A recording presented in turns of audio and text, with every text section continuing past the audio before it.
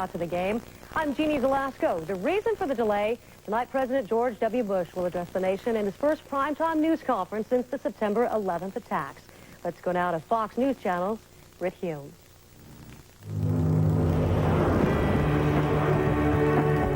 Network Center, the president addresses the nation with the States of the War address. Coming up, it is coverage of Game 2 of the AL Divisional Series between the Yankees and the A's with Joe Buck and Tim McCarver. This after a message from your local station. We welcome you to Yankee Stadium in the Bronx, New York, United States of America. It is in some ways very awkward, Tim, to come off that press conference and try to present baseball strategy. We usually come on the air talking about the pitching matchup. You see the statistics this season for Andy Pettitte. But we were just given a reminder of what is important and real in the world around us right now, and we present baseball from New York as entertainment. We hope you enjoy it, and we thank you for joining us here tonight. It's the A's and the Yankees in Game 2 of this divisional series. The A's winning last night 5-3. And like the Yankees asked of Andy Pettitte in last year's divisional series with Oakland, they asked him for a win in game number 2. Oakland up 1-0, and the first pitch is a strike over the inside corner to Johnny Damon. For Andy Pettitte, particularly with right-handed batters, the left side of the infield must be ready. Pettitte mixing his pitches better, and he will shut down the running game. And Johnny Damon, for that matter, if Damon gets on, he had 2 stolen bases last night, a terrific night, 4 for 4. He was on base 5 times. It is Damon, then Tejada, then Jason Giambi here in the first inning for the A's. Damon out in front of that pitch, and now he's behind in the count 1-2.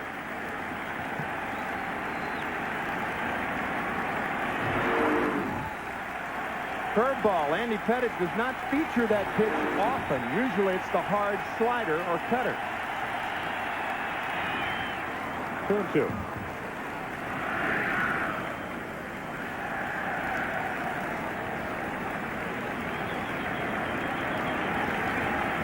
What Damon did last night, 4 hits in his playoff debut. 2-2 from Pettitte. Off the hands and back toward us. The Yankees trying to repeat as world champions for the 4th consecutive year. A look at Roger Clemens. His right hamstring a cause for concern last night and the day after. Joe Torre telling us if this goes to a Game 5, he will pitch. Here's a 2-2. It stays 2 balls, 2 strikes. But while they are 3-time defending world champions, and they have won 4 of the last 5 years, Joe Torre, operating in the final year of his contract, is down in his home ballpark, 1-0, facing an 18-game winner, Tim Hudson, on the mound tonight for Oakland. They are asking for a lot out of Andy Pettitte. 2-2. Full count.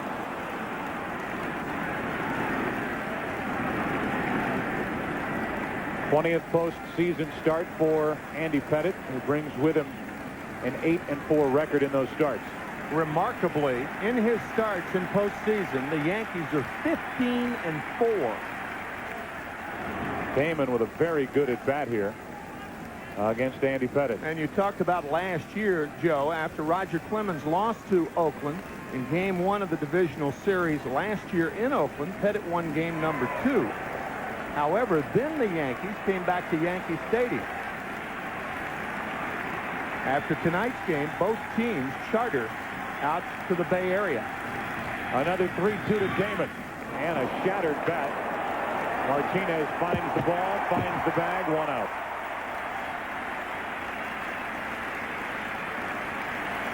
Ball, not bat. Andy Pettitte, Game 5 of the 1996 World Series, the game the Yankees won 1-0 in the last game ever played in County Stadium down in Atlanta, pitching 8 1/3 shutout inning. Yankees winning that game 1-0. However, he was not good in Game 5. His teammates presented him with a 6-0 lead in the first inning. And Andy Pettitte could not get through 4 innings and allowed 5 runs on 10 hits. An eventual 7-5 Yankee win. They then went on to beat Seattle in the ALCS and the Mets in the World Series. Tejada. 2 balls, no strikes.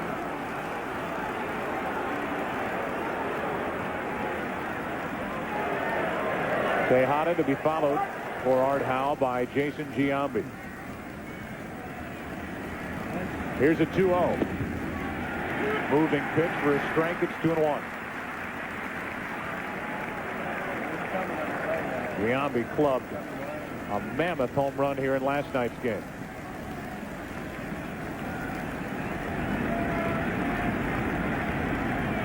One out, bases empty. That's a strike. 2-2.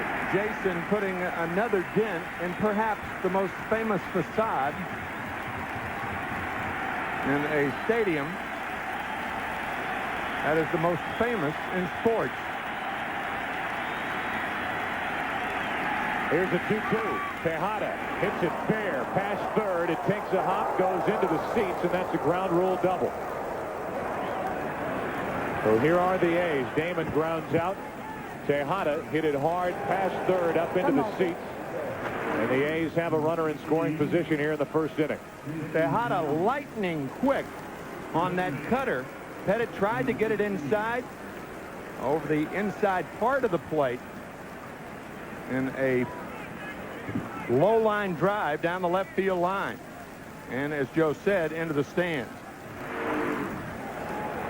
So now you've got Giambi, and whereas in years past, especially in last year's divisional series between these two teams, you would certainly be more willing to pitch around Giambi, not necessarily walk him, but you didn't have to give in to him. It's a different story with Jermaine Dye waiting on deck. Why is this guy dangerous? Against Sterling Hitchcock, the swing, the dent.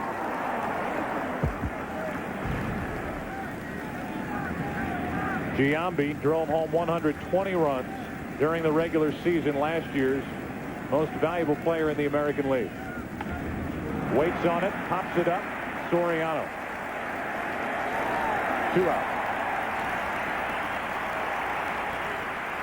Jason Giambi perhaps will be the most valuable player in the American League this year. And to put Barry Bonds' year in perspective, talking about this before the game, Barry Bonds had 35 more home runs than Jason Giambi. 35. For a total of 73, yet he is at home watching the postseason, while Giambi and the A's not only are in the postseason for the second consecutive year, but without a doubt pose the biggest threat to the reigning champion Yankees, as they're up 1-0 a runner at second, 2 out in the first inning, and Jermaine Dye takes the ball. Dye, 26 home runs, 106 RBIs during the regular season, 1 out of 4 in last night's game. When we mentioned that Dye was here in 1996 as a member of the National League champion Atlanta Braves.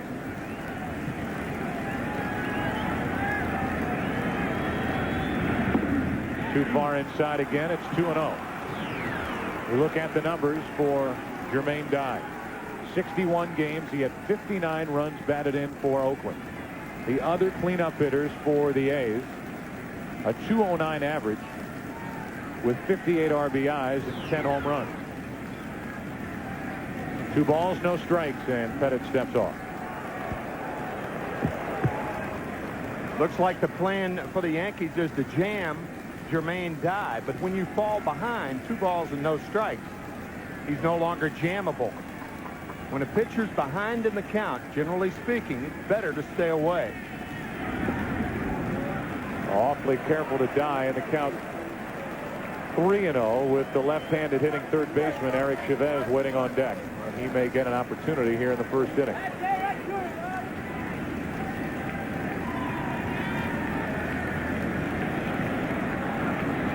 Jermaine Dye fits the mold of this Oakland team, only 27 years old. Here's a 3-0.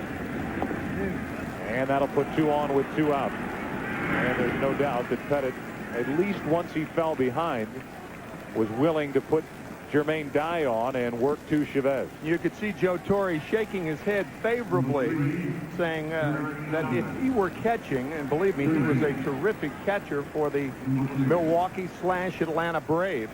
Holds the Braves record for home runs by a catcher. If he were catching, he would have done the same thing. His catcher is Posada, who flashes the signs, and Pettit works to Chavez. Ball one. Chavez much improved this year against left-handed pitching. 2 years ago, his rookie season, he had 184 against lefties. Last year, 197. He improved by about 50 points. And the way he improved was hitting left-handers the other way. He may have a chance to do that here with Pettit keeping the ball away.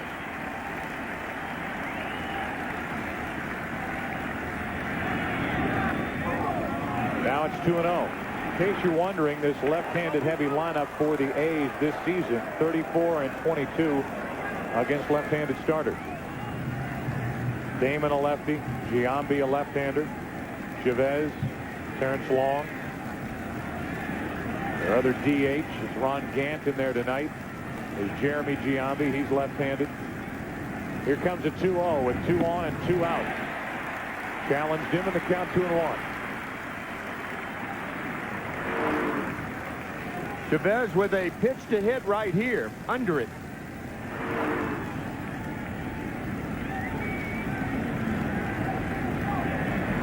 Chavez with 32 home runs during the regular season. That is an A's franchise record for home runs by a third baseman. Good swing, but it's 2-2. And this crowd at Yankee Stadium, which watched the press conference prior to the start of this game on the scoreboard, to their feet, hoping that the top of this first inning ends scoreless.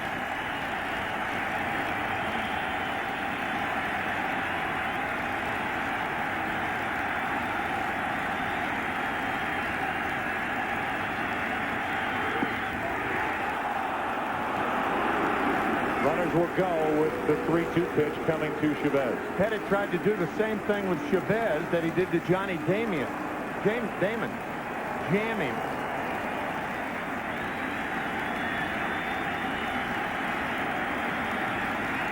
Runners on at first and second, 2 out.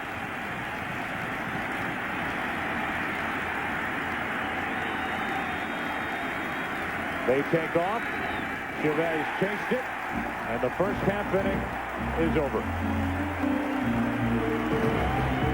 It's game 2 of this division series. Oakland strands 2. Now the Yankees come to bat. 165. His teammates will tell you he's not that big, but on the mound he is tough. And here is Tim Hudson talking about a start like tonight's at Yankee Stadium. Out there on the baseball field, you know, that's one of the most comfortable spots for me. And, you know, I've always been the guy that, you know, I want to be out there if the game's on the line. I've never shied away from any kind of situation. And, you know, it's, you know, in the playoffs, and that's where I want to be. You know, with a packed house, Yankee Stadium. You know, what better place could you be if you love being out there in the fire? You know, it's as hot as it gets. A recent article in the San Jose Mercury referred to him as Clark Kent off the field. You get the idea. Chuck Knobloch takes a strike. In fact, Tim at times will watch highlights of himself, be shocked at his look on the mound, how intense he looks, the different looks he'll give hitters. His teammates will tell you off the field he is a mild young man from Columbus, Georgia, who after playing at Phoenix City's Chattahoochee Valley Community College ended up at Auburn and was a tremendous athlete there. Knobloch like a swinging bunt, and Hudson takes care of it, 1 out. Hudson, when he was a senior at Auburn, went 15-2 with an ERA of 2.97 and 165 strikeouts. But with the bat in his hands, hit .396 with 18 home runs and 95 RBIs. Derek Jeter walks to the plate, his next opponent here in the first inning with 1 out. Tim Hudson dismayed, perhaps, by playing in a league that has a designated hitter.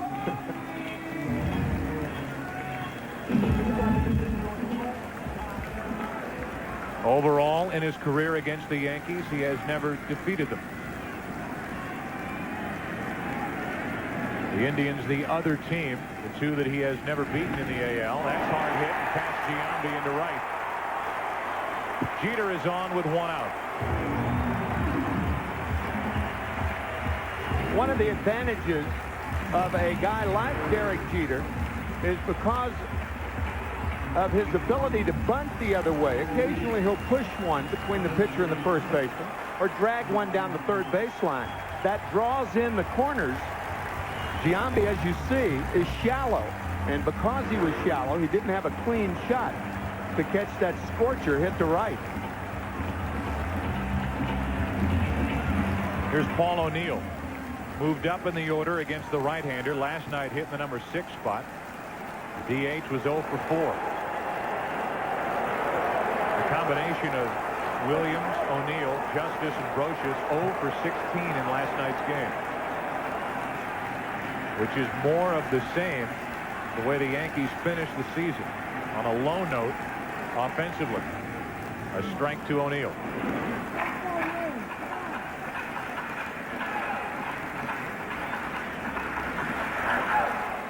O'Neill, in quite possibly his final year, 21 home runs, 70 RBIs, 22 stolen bases. The oldest player in the history of baseball to hit 20 or more home runs and steal 20 or more bases at the age of 38. A check on Jeter, who stole 27 bases during the regular season and is one of, if not the best base runner in the big league. Talking to Paul O'Neill earlier today in the bowels of Yankee Stadium, and Paul talking about last night's starter Mark Mulder, said that Mulder's tough. Fastball here, fastball there. I don't like that. Well, let's see what he gets against Hudson. And then Zito in game 3. 0-2 the count. A lot of offers on this list.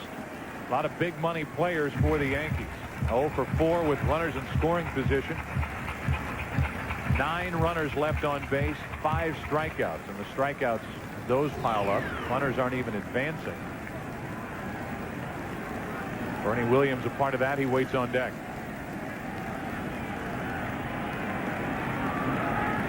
Jeter is at first with 1 out, no score, bottom of the first in game 2. Get out of the way, says Tim Hudson. 1-2. That keeps left-handed hitters from reaching out across the plate and hitting Hudson's vintage sinker away.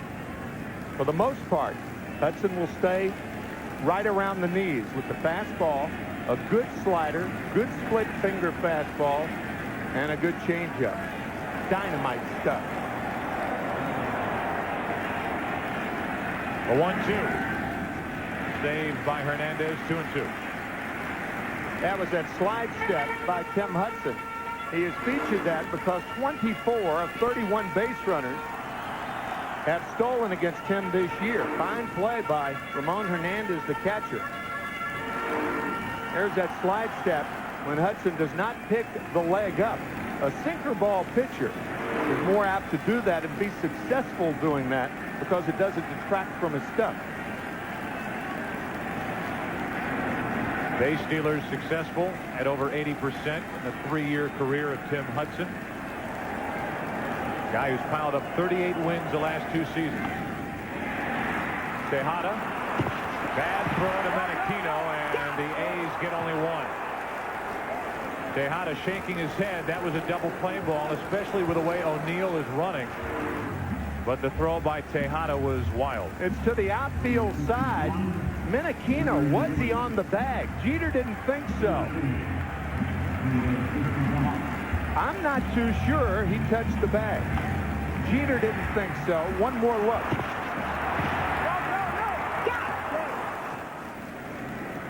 Well, if you trust the microphone, it sounded like his foot There. Swiped across the bag. Not only there, but he tries it.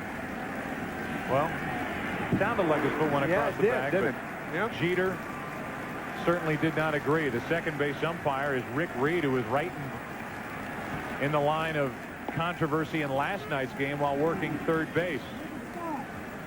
At one point calling a ball foul that was fair, and in another instance calling Alfonso Soriano out on a swipe of third base when the replay showed he was safe. We'll take another listen to it in just a moment and see if I'm out of my mind. Runner at first with 2 out, in the 0-1 to Bernie Williams. In at the knees, 0-2. Another listen. Yep. No. God. It did sound like that, Joe. I think you're right. Sounded like his left foot scraped across the bag.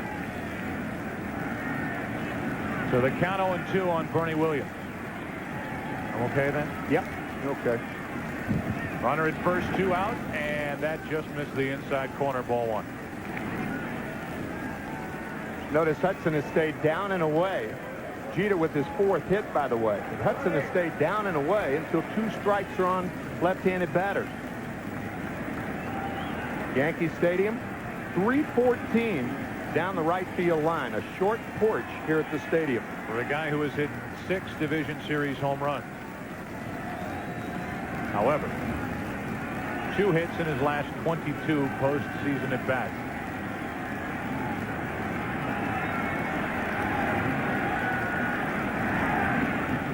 Two and 2.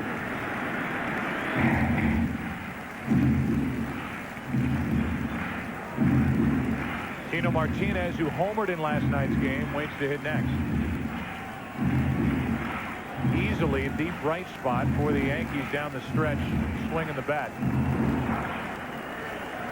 But he will only bat here in this first inning with a chance to do something if Bernie Williams keeps this inning alive.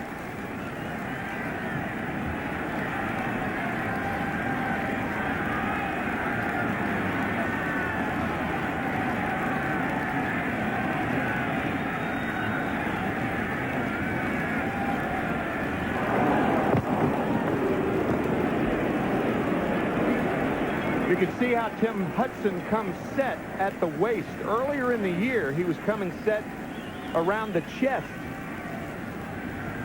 What that did was, pitchers refer to that as lengthening their arm. You can see right there at the, for a sinker ball pitcher, it is often better to come set around the waist. Easier to control the pitches. Oh, that ball comes back there, and the inning is over. Williams did not run. That ball had crazy spin on it, started out well foul and jumped back fair. And as the first inning comes to a close, Bernie Williams is about 3 feet outside the batter's box. Let's go to the second, no score.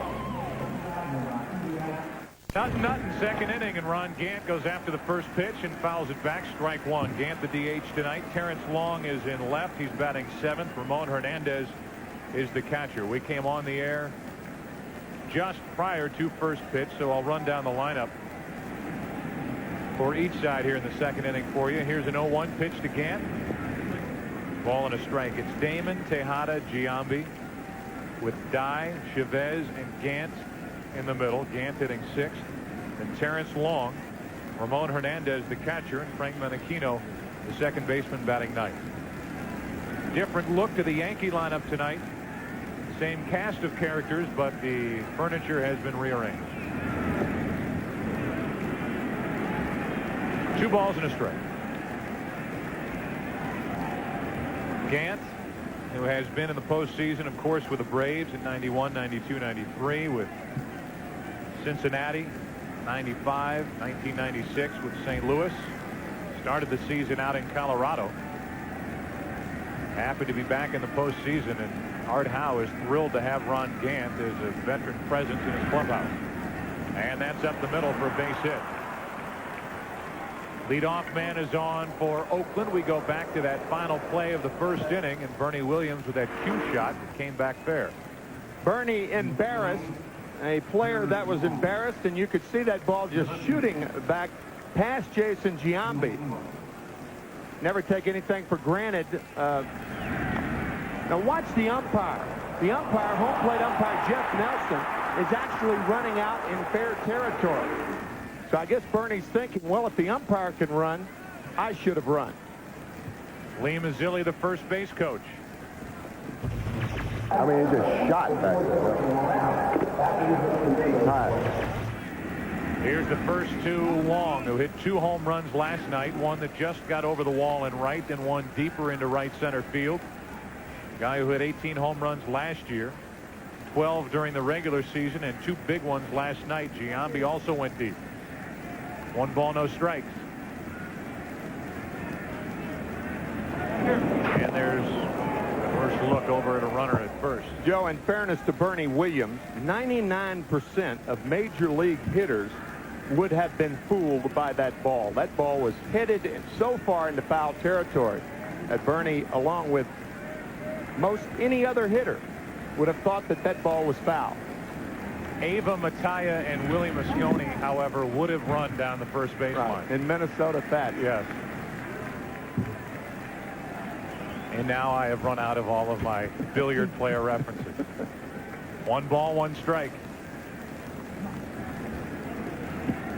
Pretty impressive list that Terrence Long joined when he went deep twice in a postseason game for the A's.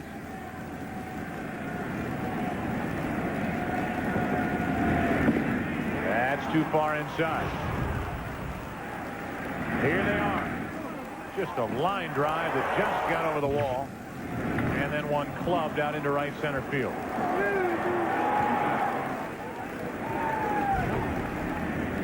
That put Long on a list with Dave Henderson, Ricky Henderson, Sal Bando, Gene Tennis, and Reggie Jackson, who hit a few postseason home runs wearing a Yankee uniform in this ballpark.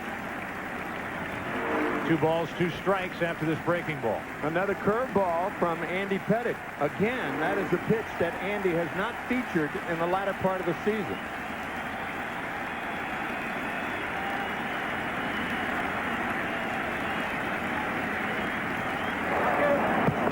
Gant does not have a big lead. 49 pickoffs since 1996, the most in the majors. Almost all good moves to first base are balk moves.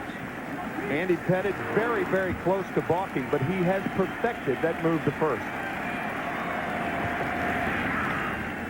Long is jammed to pop up, and that's easy for Brochus. 1 out.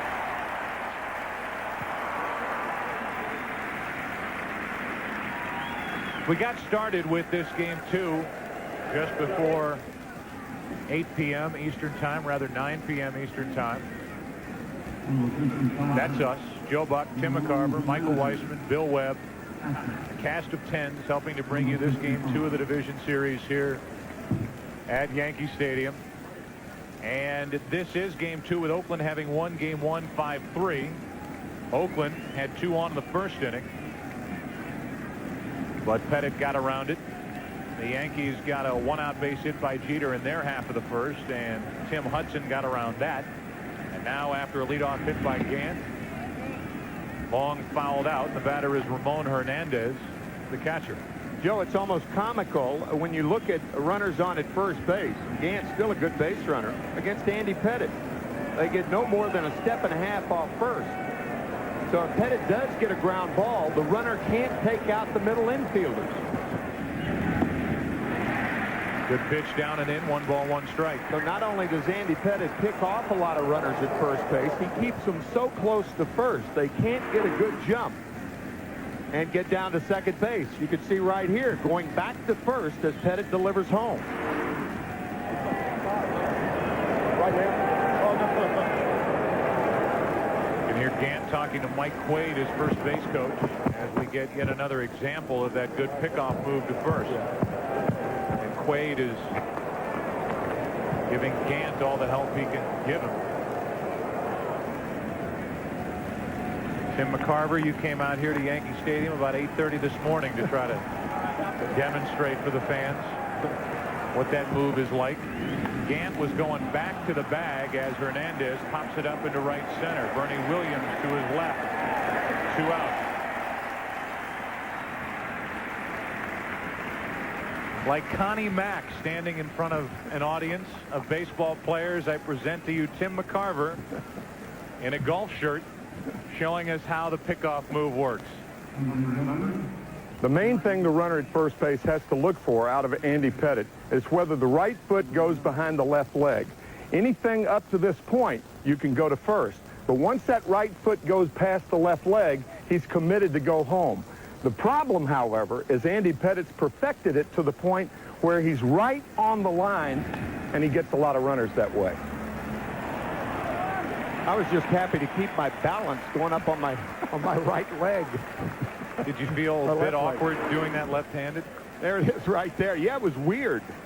But that is Andy's move. You can see that right foot went behind the left leg, and he still went to first base. He does it so repetitively that umpires become used to it. Consequently, they figure if he does it all the time, it's not a balk. 1 ball, 1 strike. You see the leg kick of Andy Pettitte, and now the leg kick of Tim McCarver. Those knees have been through a lot, though, folks. You know, that's not a rocket move you just saw, I'll tell you that. 1 ball, 1 strike. The opposite way, Tino Martinez.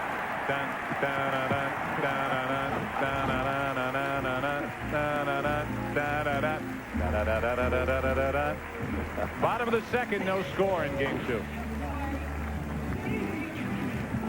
I'm the police! Yankee Stadium, bottom of the second. It'll be Tino Martinez, Jorge Posada, and David Justice, the 5, 6, and 7 hitters for the Yankees. No score. And Tim Hudson back to work. The 1 hit in game 1 was the 2-out, 2-run home run in last night's 8th inning. Martinez trying to hold up. That's strike 1.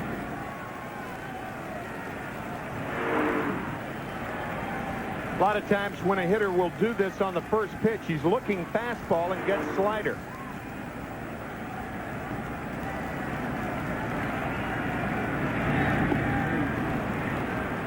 Now it's 0-2. Wicked splitter from Hudson. Like Mark Mulder of last night, he varies the speeds of his pitches so much. So a check swing on the first pitch. Martinez way out in front on the splitter. Hit on the hands and back toward us. So he has shown him 3 pitches here, the first 3 offering. From a slider to a splitter to a fastball inside, and the count 0-2. Jorge Posada creeping ever closer out of the on-deck circle toward home plate.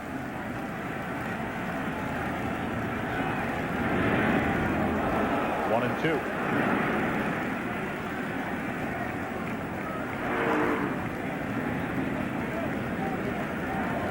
That's a third left-handed batter that Hudson is crowded with 2 strikes.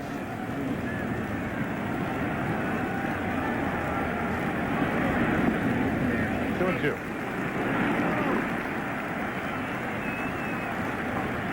Tino Martinez, who could be winding down his time in Yankee pinstripes, came in with big expectations, taking over for Don Mattingly.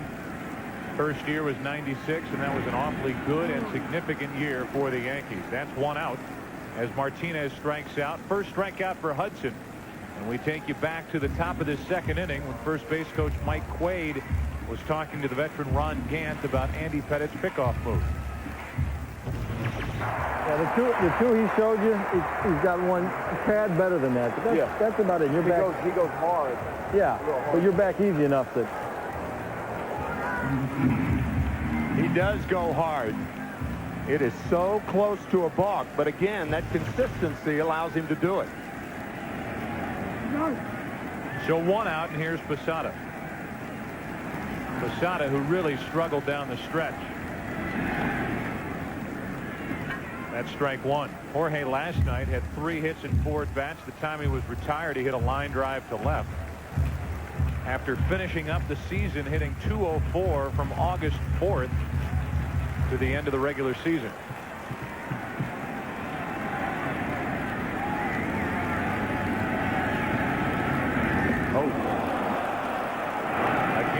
Hudson coming up and in the count 1-1. That's the fourth left-hander. Up and in. Don't dive out there. It's a good piece of pitching by Tim Hudson. Roger Clemens got all the ink leading into game 1 talking about hitters covering both sides of the plate. Clemens was not healthy last night, never really got into the flow of the game. Pitched up and in maybe a couple of times, but it's Hudson, a smaller right-hander on the mound that is Clemens-esque here in game 2. Here's a 1-2. Right over the inside corner for the second out, back-to-back strikeouts. Tailing fastball gets Posada. It is imperative that pitchers pitch inside. What happens is, if they don't do that, what a hitter does in effect is he leans out over the plate and makes the outside corner, which is usually an area that you're going to get hitters out on, makes it the middle of the plate. But by coming up and in, then you reestablish the outside part of the plate. So another left-hander for Hudson to face, and it's David Justice who takes a strike over the outside corner. Justice, another Yankee hitter whose numbers were alarmingly low the last month of the season. A lot of swinging and missing by Justice, who provided a big 3-run homer in last year's ALCS against Seattle and Arthur Rose. He was the most valuable Yankee when obtained from Cleveland in late June of last year. And all the Yankees will tell you, without Justice, they would not have made it. It stays 0-2. However, Justice has been bothered by a groin strain that has put him on the shelf twice this season. Playing in his 95th postseason game. 54 RBI. The all-time major league leader, but again, start looking through history and you have 2 more rounds than you used to have, or 1 more round than you used to have. The division series and then divisional play, which led to LCS play, which started back in 1969. Here's an 0-2. 1 ball, 2 strikes. 94 miles per hour from Tim Hudson. Trying to strike out the side here in the second. And we are seeing the same pattern of Justice swings tonight that we saw last night against Mark Mulder.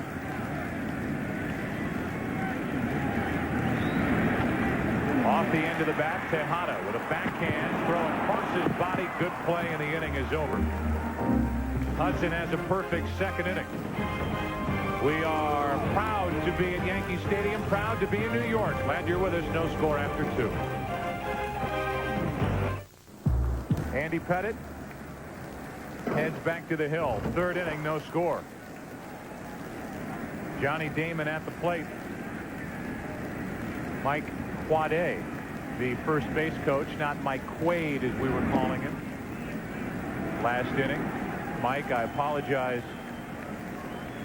and I'll let Mike and the world know that on my way out of the booth a moment ago, somebody asked me if I was with the mayor's office.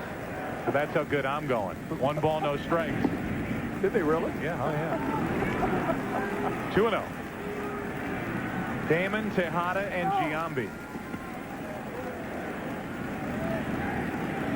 Johnny grounded out to first after a good at bat with Andy Pettit. Tim, here's Andy Pettit, who had to leave 2 starts ago as he was hit above the pitching elbow on a line drive by Ben Grieve in the first inning. That was on September 26th against Tampa Bay. He worked to get back on the mound and then pitched well in his final start. 5 shutout innings against the Devil Rays. But the pitch count is a concern for Joe Torre. And he told us before the game that 100 pitches is about the limit for Pettit tonight. So consider that he's thrown almost 50 pitches by this point. He was over 40 after the first 2 innings. He's in the mid-40s now. It could be another long night for the Yankee bullpen here in game 2. Here's a 3-ball, 2-strike pitch to Damon, and it'll stay that way. Torrey telling us that if he goes to a pitcher from the bullpen in the middle innings, it will be a Ramiro Mendoza. And if you're looking forward to the 8th and 9th innings tonight, Mariano Rivera, if the Yankees have a lead in the 8th inning, Rivera will be the pitcher. So in effect, Torrey is looking to play a 7-inning game and hoping to have the lead after 7. 7 innings was really the key number at the start of this tremendous stretch by the Yankees when they had both Mariano Rivera and John Wetland. Right. Wetland, who was the '96 World Series most valuable player. That was a 1-2 punch in the 8th and 9th innings that was unbeatable. Damon working against Pettit. And again, after a long at bat, he grounds to first. 1 out. Often after an at bat like that, a hitter will come back to the bench, and the players, his teammates, will say, way to battle him. But the pitcher battled him just as hard. As a matter of fact, Pettit 1 out then. So a feisty at bat by Damon. But Pettit again on a 3-2 pitch, retiring Johnny Damon. So now it's Miguel Tejada. Tejada doubled back in the first inning, was stranded.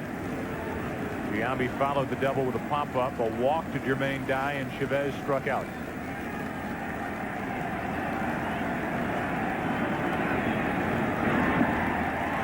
Good pitch down and in. Got the cutter. That was the cutter right there. Giambi on deck. Joe, since our humanity awareness has been raised to a stratospheric level over the last month, Miguel Tejada is an interesting, warm story from the Dominican Republic. 1 ball, 1 strike. The Athletics signed him. As a matter of fact, Juan Marichal, the great right-hander, the Dominican dandy, signed him when he was 17 years old. But the A's were interested in Miguel when he was 14. Strike 2. But obviously the Athletics could not sign him then. As a matter of fact, they thought he could play, but he was so malnourished, so poverty-ridden. The youngest of 8 children. His family lived in one room. 10 people in one room. He slept on a mattress with a hole in the middle with 4 other siblings. And the A's fed him for 2 years until he became strong enough to show his skills, put him in their school, the Juan Marichal school down there, and then signed him when he was 17, and now he's one of the great shortstops in the game.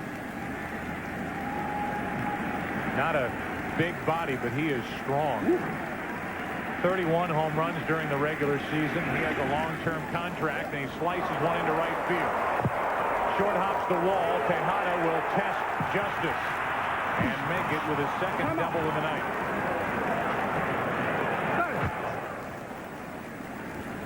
The impressive thing about that piece of hitting was Tejada doubled down the left field line his first time up. And now it's down the right field line. Hitting instructors love that hitting because you don't become over enamored with pulling the ball. Justice's throw off the mark, and Tejada with his second straight double.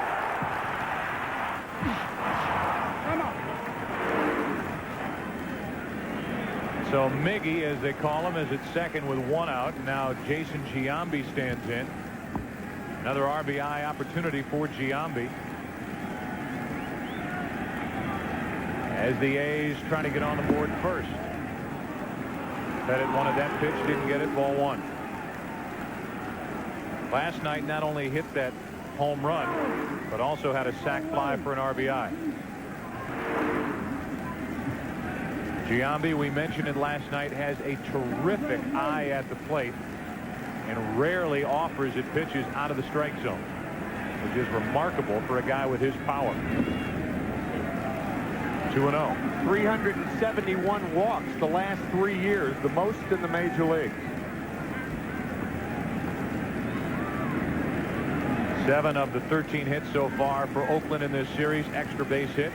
including the 3 home runs.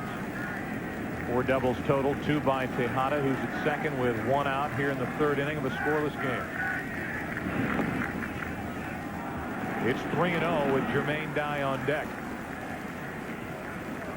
Back in the 1st inning in a similar situation, Pettit went after Giambi. Giambi popped it up, and Pettit worked around Jermaine Dye, walked him, and then got Chavez to end the inning. Swinging on 3-0. I think so. He at least looks like it. Nope. 3-1. Usually if a pitch is inside on 3-0 and you think the hitter is going to be swinging, that's the pitch that he selects to swing at. But he took that inside strike.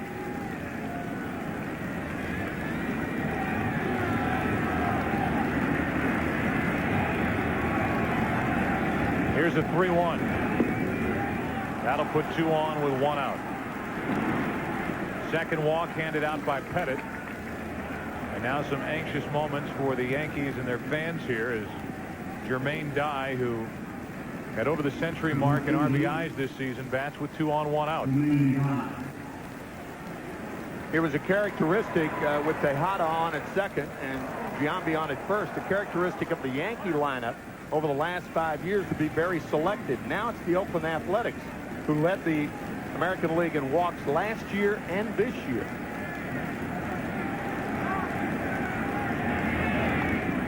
That's strike 1 on Dye.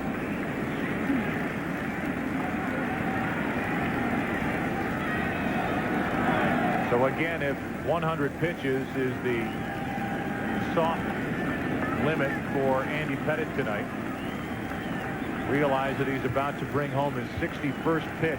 Wow. 3rd inning, only 1 out. 1-1.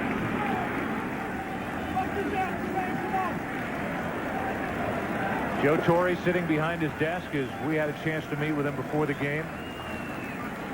Just extremely calm, and we talked to him about it. He said, I'm at peace, I'm calm tonight. He wasn't as calm last night. He said he was jumpy last night. Watching as Dye pops it into shallow right. Long run. Justice. Can he get there? Yeah! What a catch by David Justice. 2 out. The interesting thing, had Justice dropped that ball, Jermaine Dye had already passed Jason Giambi at first base between first and second. Great play by Justice. The basket catch, sliding. Looking to see where he is. A fair ball. Giambi in retreating to first base. Had Justice dropped that ball, it would have been an interesting call. Here's Dye running hard. Giambi's halfway. And now Giambi retreats. Had he dropped the ball, you could see there that Dye would have been out. Passing Giambi at first. Here it is right here.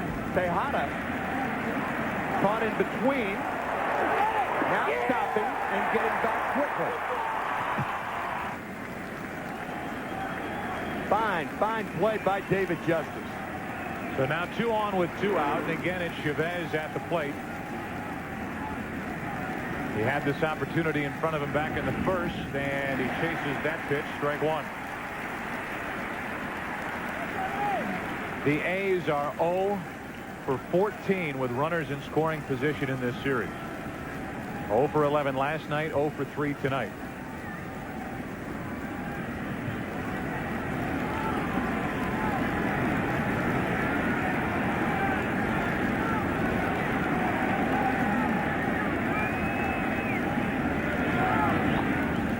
That is a foul ball and an 0-2 count.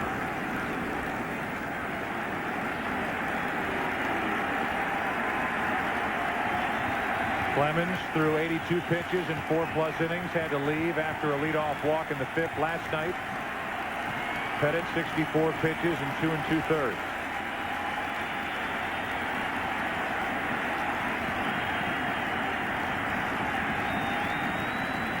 Opponents this season hit .322 against Andy Pettit when he got over the 60 pitch mark.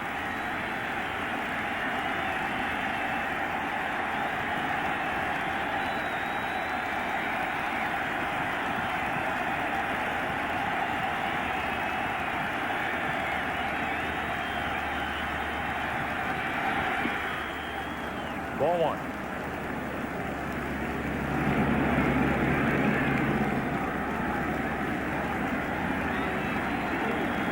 6'5", 225 pounds. The Texan, Andy Pettit.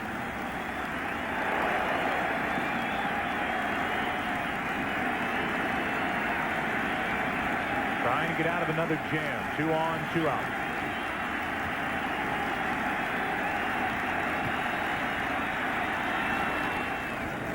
Good work by Chavez to spoil that pitch.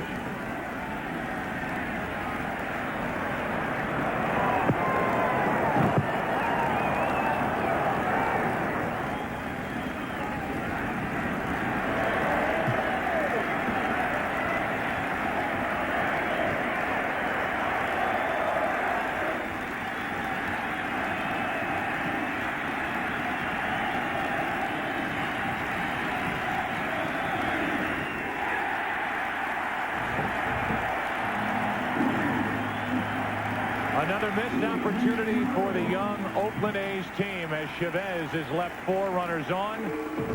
Pettit with 2 strikeouts. Both times Chavez the victim. No score. Bottom of the 3rd.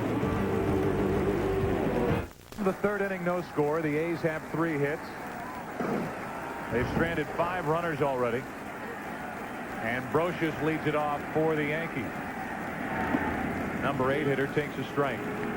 President Bush tonight ended his press conference, a touching moment, calling on children of this country to support a fund to help raise money for Afghan children. Gave the address of the White House, 1600 Pennsylvania Avenue, Washington, D.C., 20050. And we will have that as part of our scoreboard, which will appear on your screen from time to time during tonight's game 2. 0-2 the count, and Brocious takes ball 1. Brocious, then Soriano, then Chuck Knobloch. Soriano with a nice postseason debut for the Yankees last night with 2 hits, stolen base, run scored. Still 1-2. Like what you see so far out of Tim Hudson? Oh, man.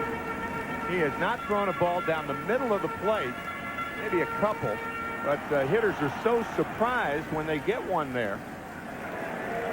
Not only hard, heavy, nasty, one of the better compliments paid to a pitcher, but on the corners too. 2-2. Again, not a big guy, listed generously at 6'1", 165. At last pitch, 95 miles per hour off the inside part of the plate.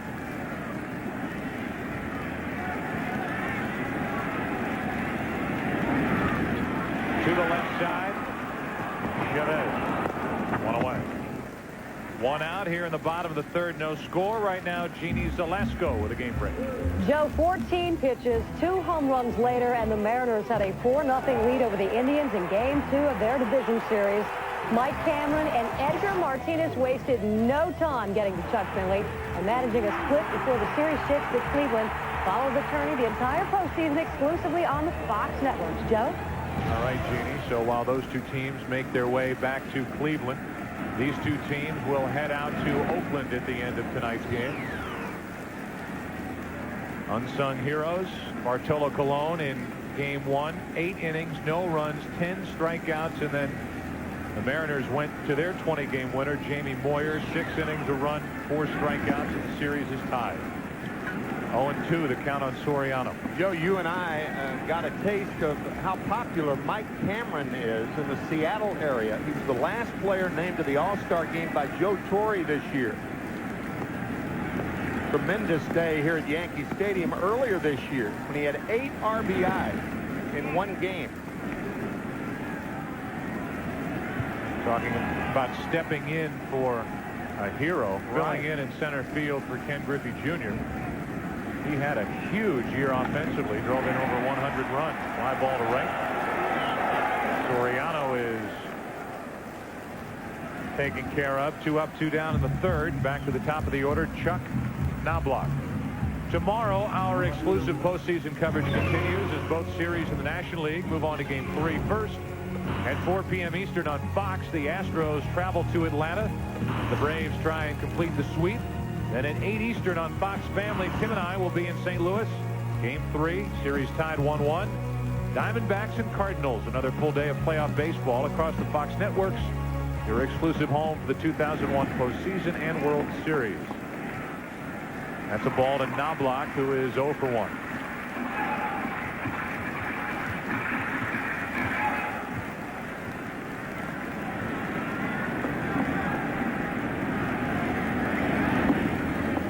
That's ball 2. Even with the success of the Yankees over the past 6 years, they've had a tough time filling that left field position since Ricky Henderson left in 1988. Chuck Knobloch is the first left fielder to start 100 games for the Yankees since 1988. Funny how just about every organization has one position that they have a tough time filling. That's true. If it's the Cubs, it's third base. I guess the Yankees, it's left field. The A's, they're good, they're young, they're good all around. No score after 3. Budweiser, with the crisp, clean, refreshing taste you'll find in no other beer. This Bud's for you.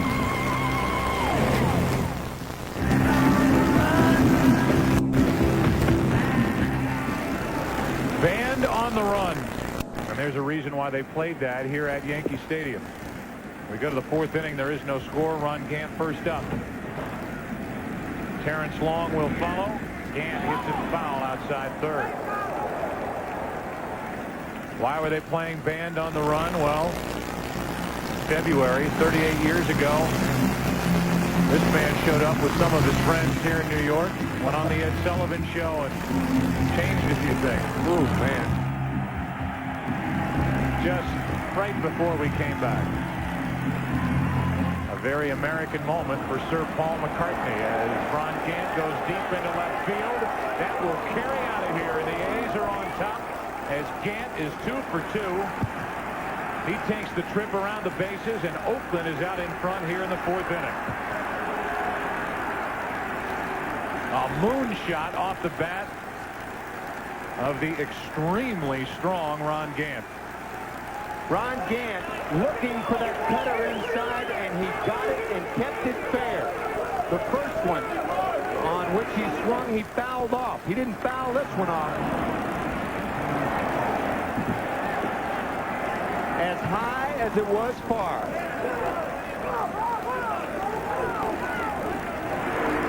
Only question, would it carry enough? And when you look at the biceps of Ron Gant, we should have known the answer. 8th career postseason home run for a guy that was picked up mid-season by the A's and hit only 2 home runs.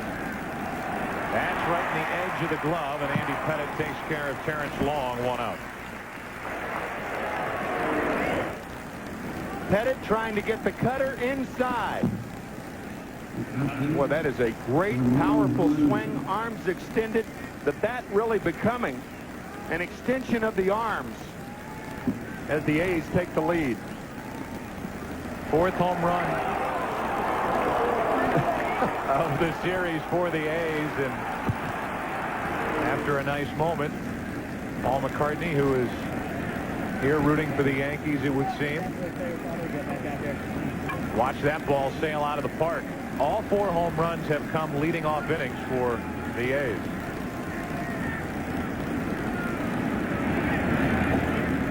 So with Paul McCartney peering over the left shoulder of Ramon Hernandez, he takes a pitch out of the strike zone for ball 1. Joe Torre, a very proud man of the run, the 4 out of 5 world championships, 3 in a row.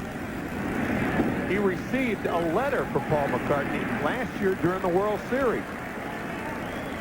It was the last game, Game 5 at Shea Stadium. Actually, it was a mailgram.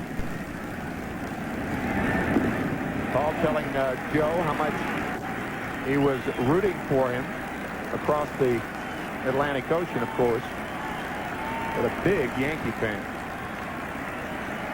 One part of this job that Joe Torre loves. He loves it. And you can't blame him. Whether it's getting a call from Nathan Lane or Matthew Broderick after they come off the stage to congratulate the Yankees. whatever it may be, as Hernandez chops one over to third. Roches 2 out. Frank Menachino, who grew up in New York, Staten Island, talks about his early days here in the city. I was a Mets fan growing up, but I was basically a player guy. I didn't like teams too much. I liked, individual players. So, there's guys in the Yankees that I grew up watching, and, Chuck Knobloch was one of them. He was a favorite of mine, watching him play.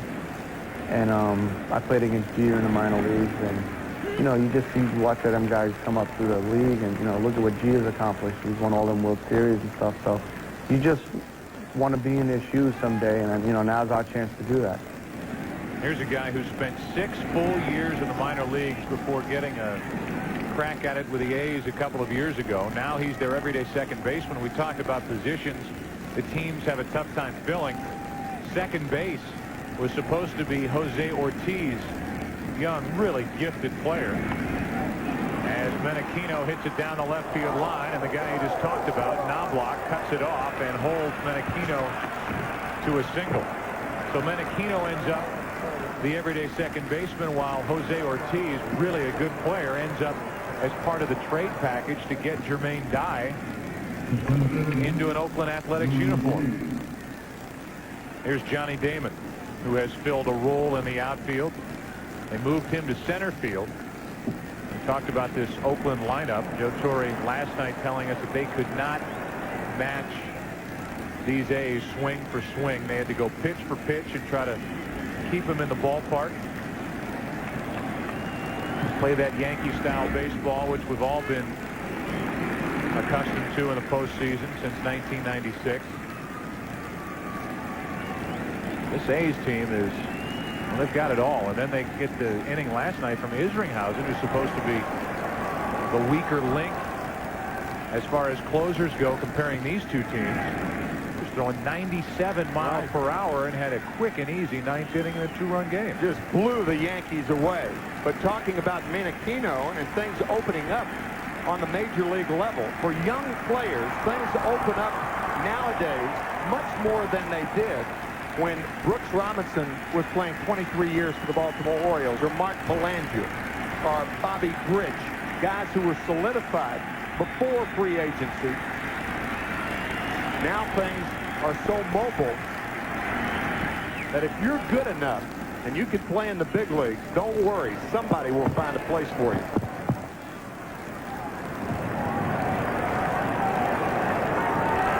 Menachino at first. The A's have only gone down in order once, and that was in last night's 9th inning.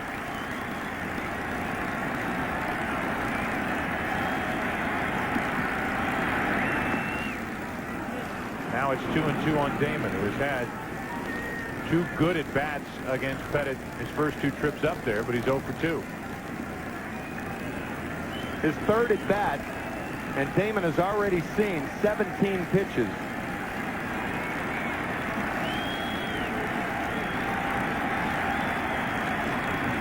The 2-2.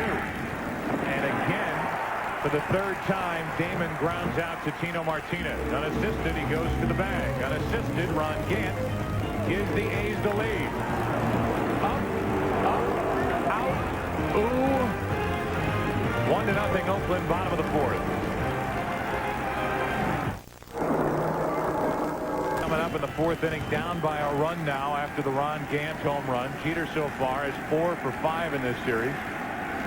Singled his first time up tonight. Facing Hudson. That's strike 1. The Yankees have only that 1 hit. Hudson has struck out 2. No walks. Art Howe went to Jason Giambi last year and said, this team is built around you. You have to be our leader. A lot of these players will look to you. You have to rally this team. He did last year. They won the AL West. He helped guide them to a 102-win season this year. And as Tim Hudson takes care of Derek Jeter, he weighs in with his thoughts. on the young right-hander Tim Hudson, tonight's starter. Hudson, who, like I said, I can't call him any Pedro anymore. He's Tim Hudson. He's a bulldog out there, 150 pounds soaking wet and tear your head off, when he's out on the mound. But he's a great teammate. That's what he is. I mean, even when he's not pitching, he's in the dugout, high-fiving guys down there. So we've got a unique situation where the team chemistry is unbelievable. And Giambi's a big reason for that. With one out, nobody on, Paul O'Neill. There was an article written in USA Today Weekly by Steve DiMeglio saying that Tim Hudson reminded him off the field of a Walmart greeter or a museum tour guide, a guy who helps ladies across the street. There's Giambi. But not when he has a uniform on. No. Raw meat right there. So with 2 out, nobody on, the batter will be Bernie Williams.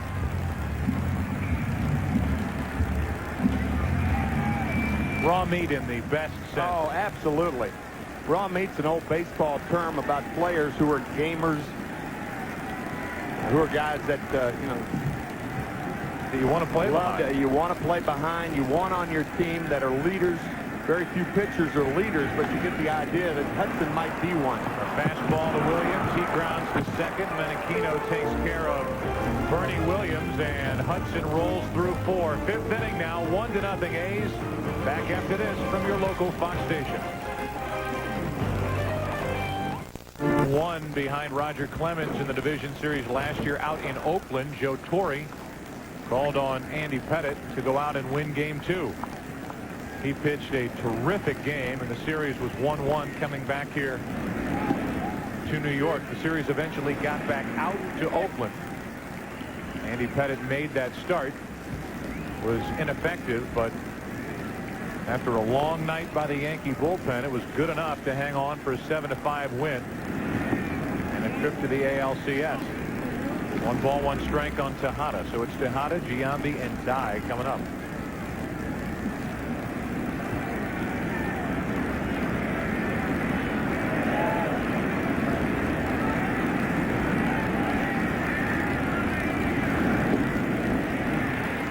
One and 2.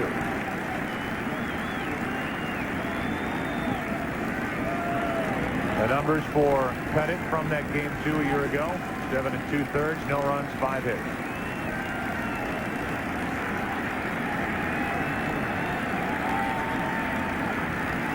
Game 3 starter Mike Mussina.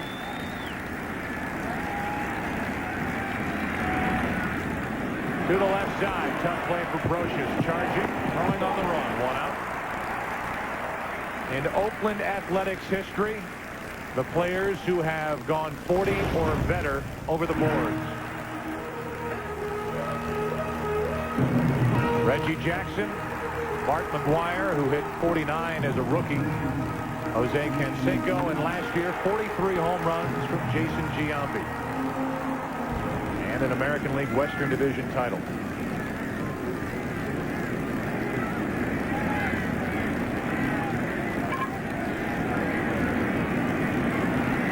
One out.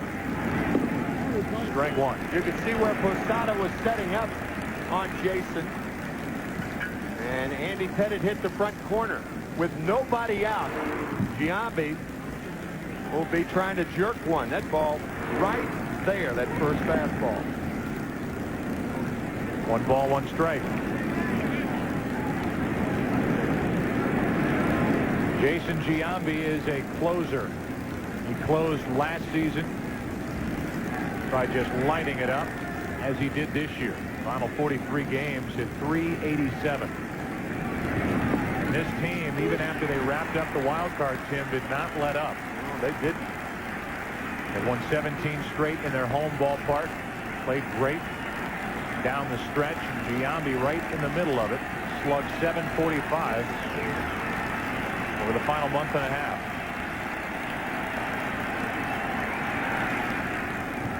Still 1 and 2. Giambi's so strong, can hit the ball out to right, center, left field.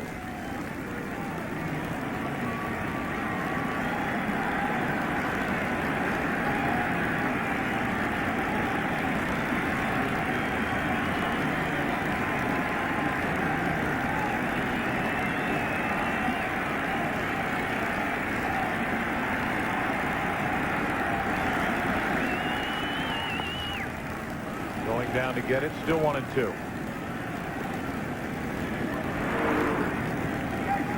Trying to come inside, and the ball sailing out over the plate. We have seen that glare, that stare from Andy Pettitte right under the bill of his Yankee cap. Since 1996.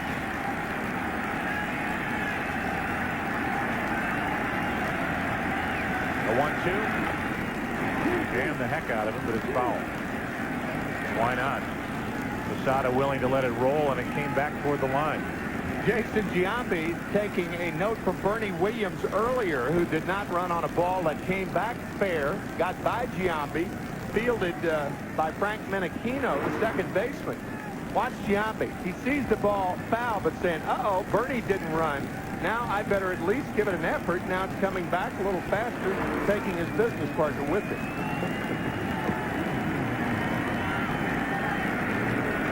Where will Giambi and that business partner end up next season? And what will it cost that team? Will it be back in Oakland? Will it be here in New York? A 1-2. Tino Martinez, the backhand. 2 out. I think the dollars are right as far as Oakland's concerned with Giambi. It's a no-trade clause that the Oakland Athletics, at which they are balking. Sometimes those no-trade clauses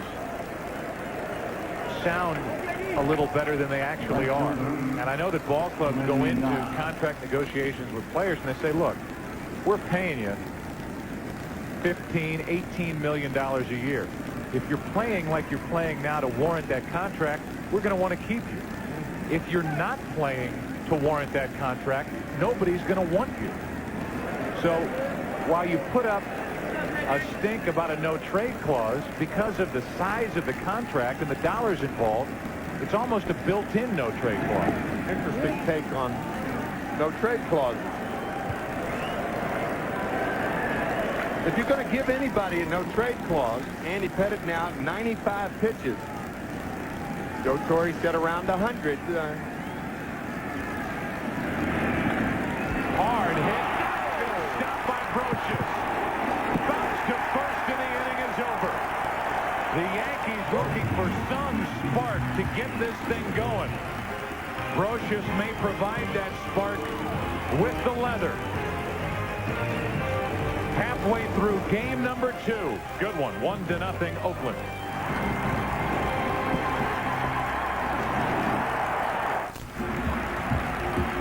Lee Mazzilli talking to Scott Brocious after that brilliant play at third. Playing one like Deception, throw it in his glove.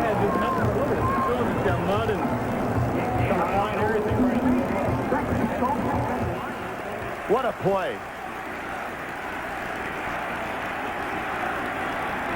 So the right hand picked up a lot of mud. On his way back to his feet, and a bounce over to first for the out. And now Tino Martinez. See if that play by Brocious gets this Yankee team going. That's all well and good, except for the guy on the mound. He's been doing this all night. Menachino. 1 out. And Martinez is 0 for 2. Here is our MasterCard fan cam in the 5th inning at Yankee Stadium.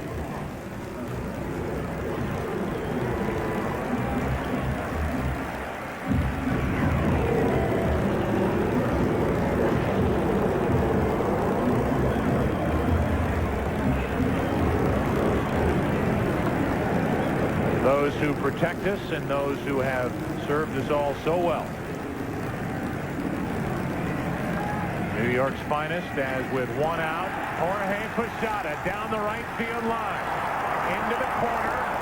A leap, and it's a foul ball. Guy gave it a look, and it was 1 row into the seats, just short of the foul ball. But again, Jorge Posada becoming a spectator and watching the ball. Had this ball plopped down fair, Posada probably wouldn't have gotten to second base. Look at the effort by Jermaine Dye going, oh, what a jump. Basketball player in high school but Posada became a spectator.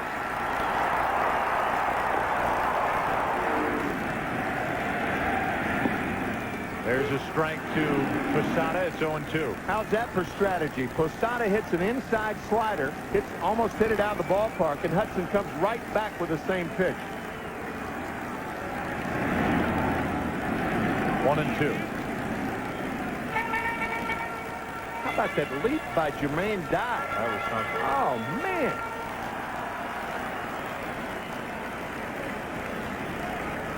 With reason. Very good throwing arm. 12 assists this year. Here's a 1-2 to Posada.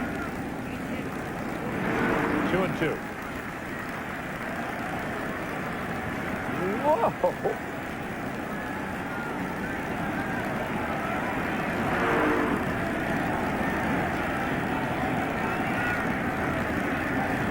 One out, nobody on. 2 balls, 2 strikes with Justice on deck. Posada, who hit 22 home runs during the regular season. That makes it full. 3 balls, 2 strikes.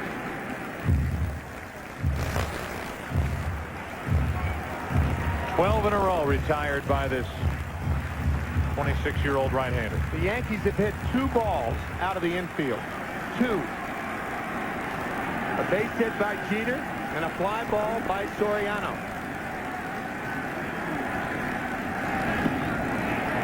A 1-out walk. To put the playoff postseason experience on a pie chart, these numbers including today's starts by these players in the lineups. Postseason games played among the teams in the American League playoff. The Yankees with 781 games compared to 156 for the A's. The A's winning last night 5-3 from a 24-year-old Mark Mulder to a 26-year-old Tim Hudson. Justice. That's a line drive and a double play. We talked about his athletic ability playing back in college at Auburn. What a play. Fielding that ball like a center fielder. He charged it. We go to the 6th, 1-0 Oakland. Oh, I like that, but then Andy Pettitte has thrown 96 pitches through 5 innings. Tim Hudson has thrown 56. There's Ramiro Mendoza. I would imagine, Joe, that if Andy Pettitte, Chavez gets on leading off, or perhaps Ron Gant gets on, Mendoza might get up. Mendoza will have to unbundle out in the bullpen.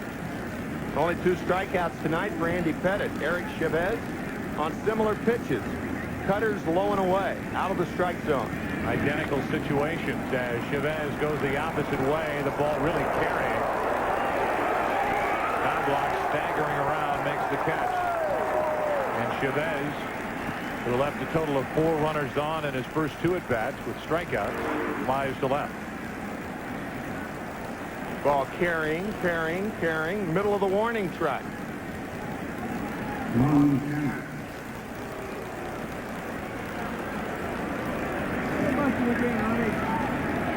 Knobloch, who committed an error in last night's game.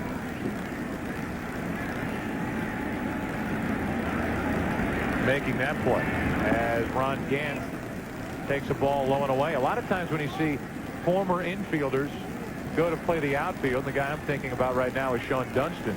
They learn to play the outfield later in their careers. They take their infielder gloves with them. That glove looks like it's half the size of Knobloch out in left field. Half as tall as Chuck. The guy with the bat in his hand right now. A guy who was the second baseman when he came up with Atlanta and then moved to left field with the Braves. Which is really hard to remember and believe at this point with the size of this guy. But Ron Gant is the difference in this game. He and Tim Hudson. Gant has singled and homered, and Tim Hudson has shut out the Yankees through 5 innings. It'll be the 8, 9, and 1 hitters for New York in the bottom of this 6th. 1 out, nobody on, 2 balls and a strike on Gant. Now it's 2 and 2. This may sound simplistic, but the reason outfielders' gloves are bigger than infielders' gloves is that outfielders have bigger gloves for reach. Infielders have smaller gloves so they can release the ball more quickly. So Derek Jeter's glove is much smaller than Chuck Knobloch's. Breaking ball strikes out Gant, 2 out.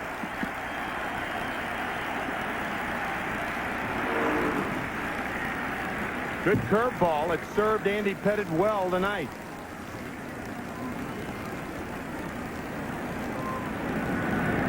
That's why that pitch count, you have to be flexible with that. Joe Torre and Mel Stottlemyre are certainly that. Sometimes a pitcher can throw 90 pitches and it's too much, and 120 pitches sometimes, and you could pitch all night. Here is Terrence Long, 0 for 2 tonight, off the end of the bat, strike 1. So just to repeat, Joe Torre telling us before the game that 100 pitches would be about it for Andy Pettitte, and he's up to 104 as he tries to get through the 6th inning. So keep that in mind. This could be the last inning for Randy Pettitte. See if the Yankees get busy in their bullpen during the bottom of this 6th inning.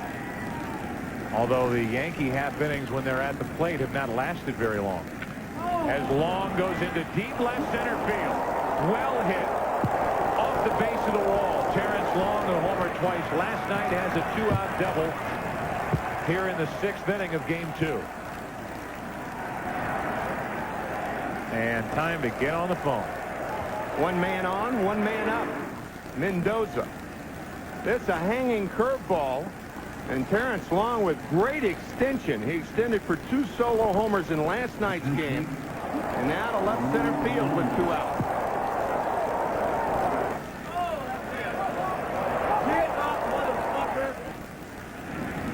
So a ball off the base of the wall, and that starts action for the Yankees out in their bullpen, and it is no surprise that it's that guy, Ramiro Mendoza.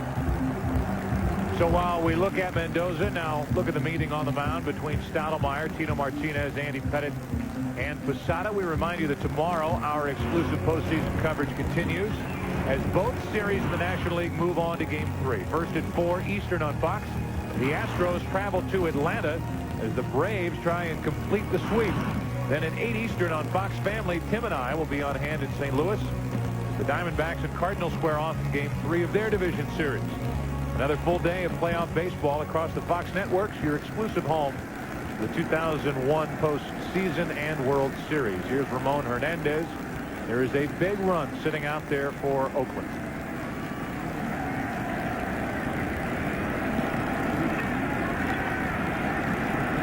Runner at second, 2 out. And a breaking ball in for a strike to Hernandez, who's 0 for 2. Yankee infielders reminding one another that Hernandez is not a fast runner. With 2 out and a runner on at second base, if you can't make a play on a ball hit by Hernandez, play a step or 2 deeper so you can at least knock it down and keep Long at third.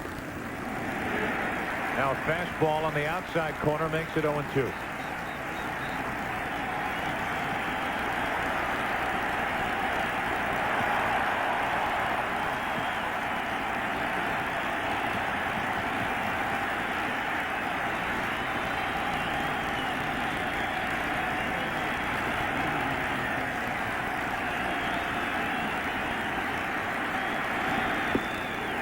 Inside corner.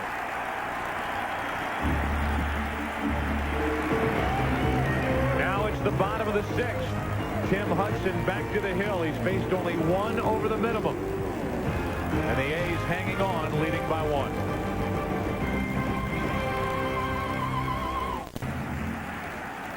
He's 0 for 1 in this game, 0 for 5 in the series. 1-0 Oakland. Ball 1 from Tim Hudson, who issued the first walk given to the Yankees in the series last inning. and then followed that up with a line drive caught at the start of a double play, 1-3 off the bat of Justice. Yankees came in talking about getting the pitch count of these young Oakland starters up, trying to get into their bullpen early, and they have been issued one walk. Tim Hudson has had only one 3-ball count on any Yankee hitter tonight, and that was the walk issued to Posada. His 59th pitch of the night. 1-2.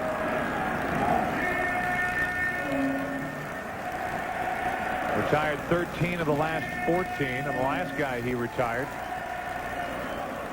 was a loud double play. See the ground outs. It's been one after the other so far. Time called as a beach ball got on the playing field. Now that's taken care of.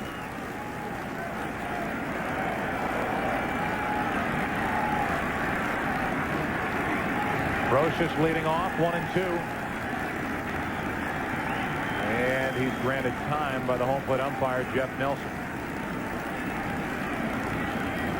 The pitches left for the Yankees to select tonight have all been around the knees. As that one was, but too far outside, 2-2.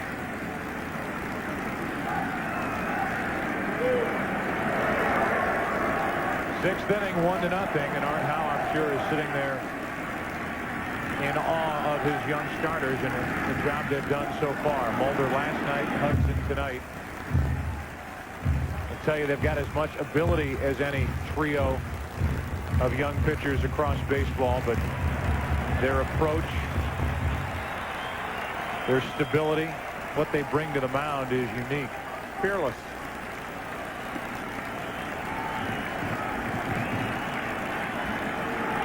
Two balls, two strikes. 3-2.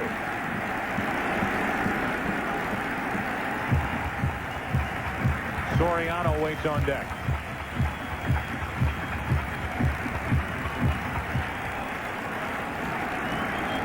Outfielder Johnny Damon, the center fielder, playing shallow. Talked about it last night. He and Bernie Williams both a shallow center field.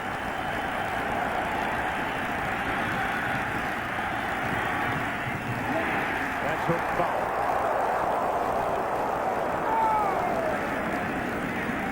That was a mistake by Hudson. That pitch was hittable. Brocious out in front. He has not thrown many of these lollipops tonight.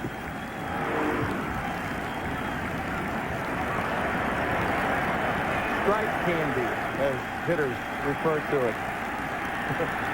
3-2 again, and another foul ball.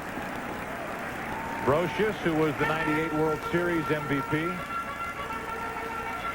It could conceivably be his final game as a Yankee. It could be the final game for Tino Martinez. It could be the final game for Paul O'Neill here at Yankee Stadium as Yankees. It could be the final game for Joe Torre. In that dugout, 3-2 pitch, got him on the outside corner. And Scott Brocious puts up an argument on his way back to the dugout. Frustration on the part of the three-time defending world champions. And that was called strike 3. Could have been outside, but that tailing fastball. And to the credit of Jeff Nelson, the home plate umpire, he waited for that pitch to develop. Could have been outside, but too close to take. Now it's Soriano.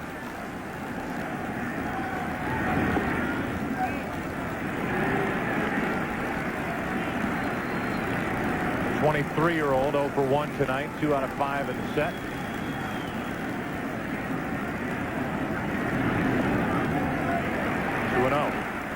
Early in the season, you couldn't walk Soriano if you tried. No. He got better as the season wore on. And he waits for a 2-0 pitch. And he swings and lines it to Menachino. 2 out. A scouting report on this 26-year-old right-hander from Tim Hudson. Most of my pitches have a lot of the same movement. The thing is that I have differences in speeds. My split finger looks a lot like my changeup, but the speeds are about 7-8 miles an hour different. My sinker has the same movement, maybe not as much downward movement as my changeup and split, but the same line. And then my breaking ball is the one pitch that I have that goes away from right-handers and into lefties. 93-mile-an-hour fastball from Hudson for strike one to Knobloch, who's 0 for 2. The only hit tonight for the Yankees belongs to Jeter back in the first. Hudson has faced one over the minimum. He's 1 strike away from rolling through 6 innings.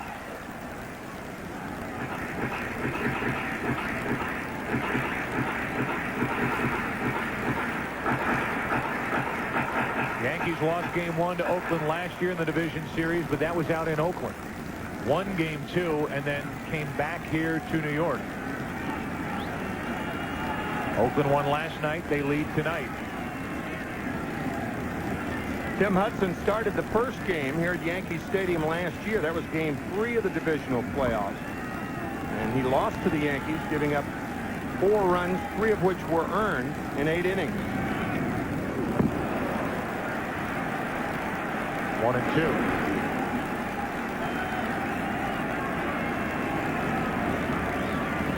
Orlando Hernandez 8-1 in the postseason since joining this Yankee team.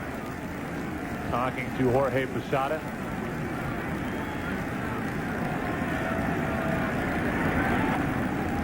Off the plate, tough play. Chavez. No kick. Second hit of the night for New York.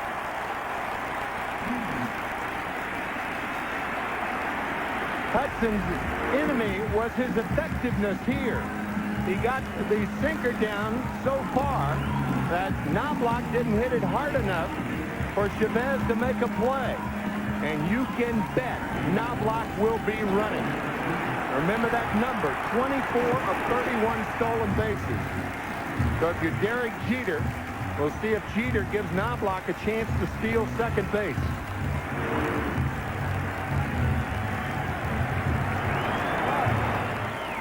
Winded a bit after going down the line there, and now Rick Peterson, the pitching coach for Oakland, is going to come out and talk to Hudson, and the running game may be a part of their discussion.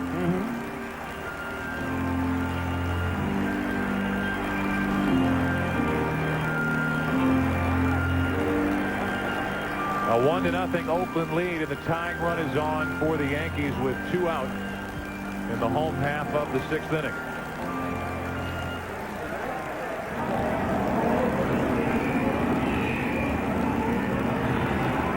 Interestingly, the middle infielders are part of the discussion. And I think you're right, Joe. I think the discussion out there is they're talking about the running game. You're not talking about Tim Hudson. His effectiveness is still quality, still throwing quality pitches. Who's going to cover? Do you pitch out? Things of that nature. In the process, they gave Knobloch a chance to catch his breath. Typically, Jeter likes to go to right. And you look at the middle infielders, Tejada, the shortstop, Menechino, the second baseman, who will cover if and when Knobloch takes off. He goes to right. A base hit. Knobloch will turn and hold, and it's 2 on with 2 out. So Jeter does go to right, but he did not give Knobloch a chance to run. Knobloch thinking about going to third base. Jeter, first ball swinging, slaps one to right field. His second hit and the third hit for the Yankees. Knobloch realizing how many outs there were. He had an idea about third, but no. Jermaine Dye in right field. I better hold up. So Paul O'Neill, who has given this Yankee team and these Yankee fans so much during this stretch, starting in 1996, will tap his way into the batter's box in what could be his final game, wearing the Yankee pinstripes here at Yankee Stadium.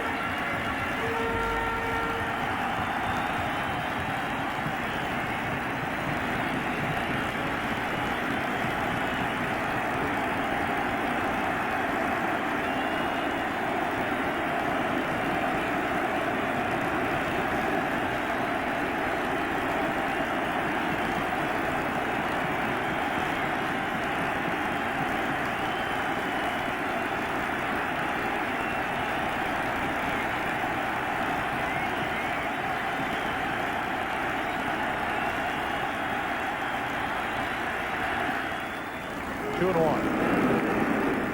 How can Paul take that pitch? I do not understand this. Right down the pipe.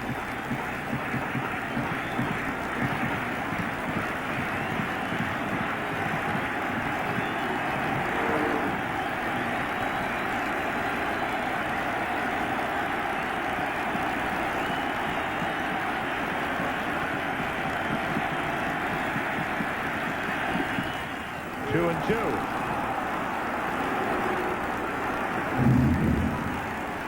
O'Neill has yet to take the bat off his shoulder. That's the problem with taking that 2-0 pitch. The deeper in the count it goes, the tougher Hudson becomes.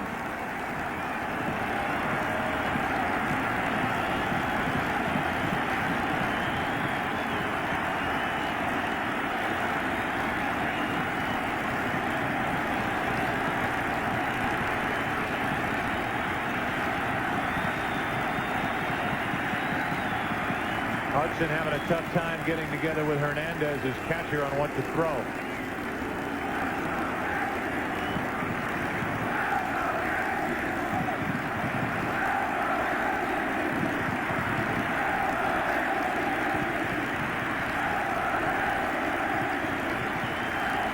And now they have to talk about it.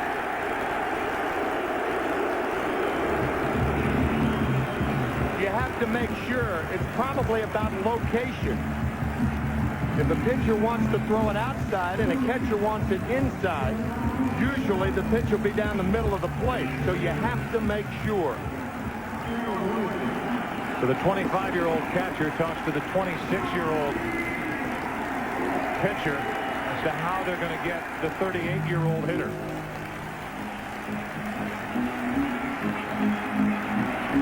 Two veterans on. Knobloch the tying run at second. Jeter the go-ahead run at first. Yankees trailing in the series and in this game. O'Neill with 2 strikes is apt to go to left field. Cuts down his swing. We'll see.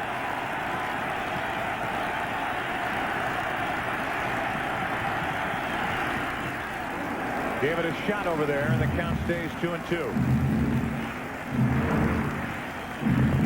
Pitch outside. O'Neill going the other way. No way to pull that pitch effectively.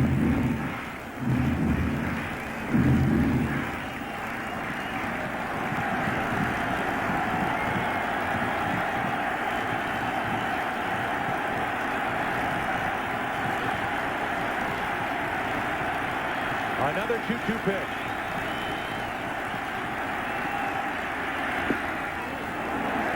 The runners will go.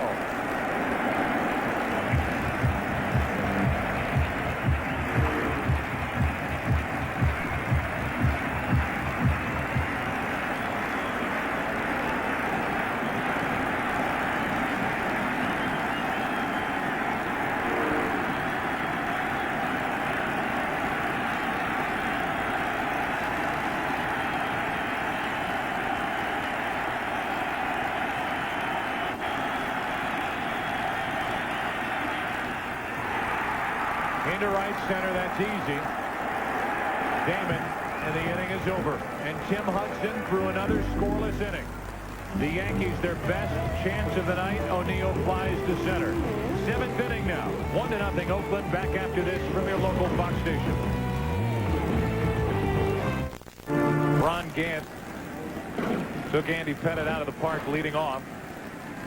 Tim Hudson got out of his biggest jam of the night, and even though he's over 100 pitches on the night, Andy Pettit goes back to the hill with help in the bullpen if he needs it.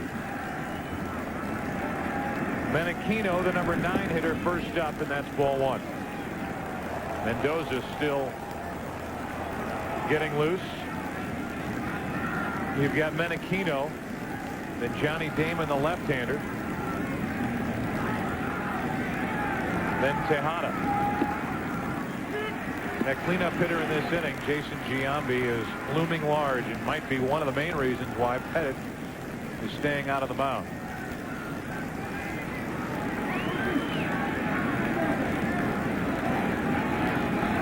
Here's a 1-1. That's foul. We have not seen from either pitcher a lot of pitches down the middle of the plate tonight. Both Pettit and Hudson carving up the corners.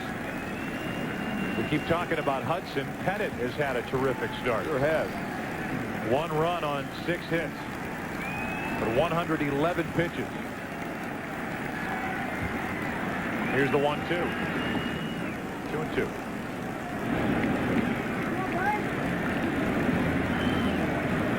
Top of the order represented by Damon, waits to hit next.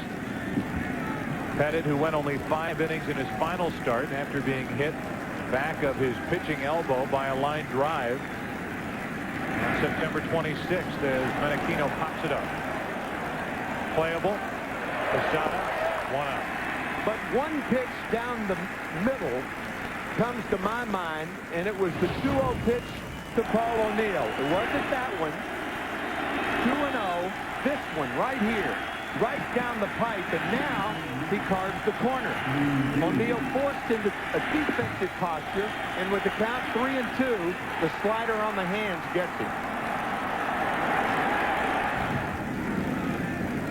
A's have stranded 7. The Yankees have left only 3 as Damon takes the ball.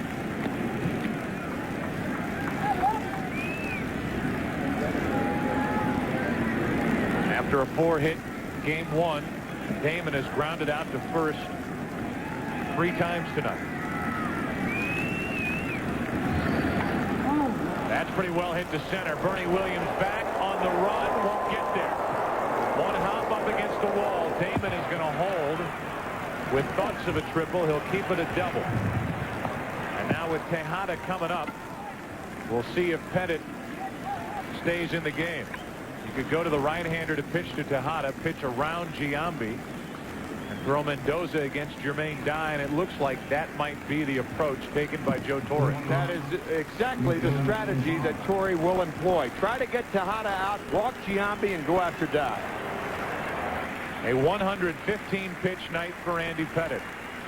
Very good tonight, and Joe Torre is appreciative.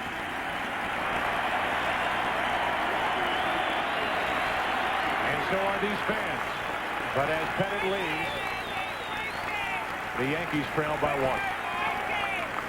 1. Mendoza first out of the bullpen tonight.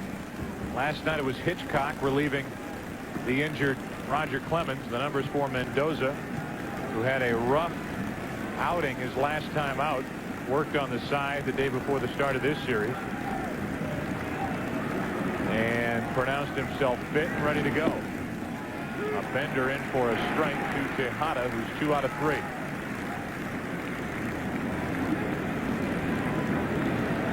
Miguel a double back in the first, a double in the third. Mendoza Saturday against Tampa Bay went an inning and 2/3, allowed 5 runs on 6 hits.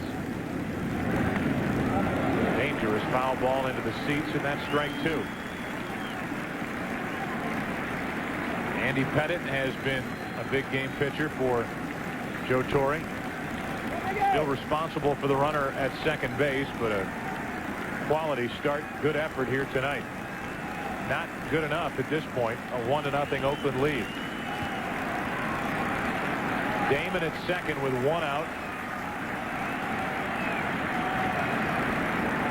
That's the one thing that Joe Torre and Mel Stottlemyre have been trying to do as you look at the Athletics. 0 for 16 with runners in scoring position. They've left 7 tonight, left 10 on last night.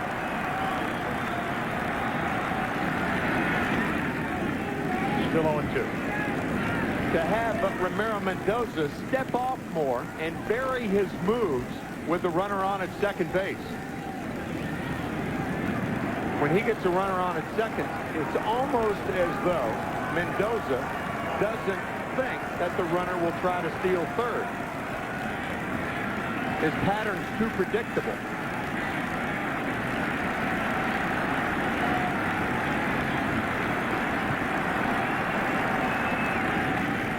Off the end of the bat, foul.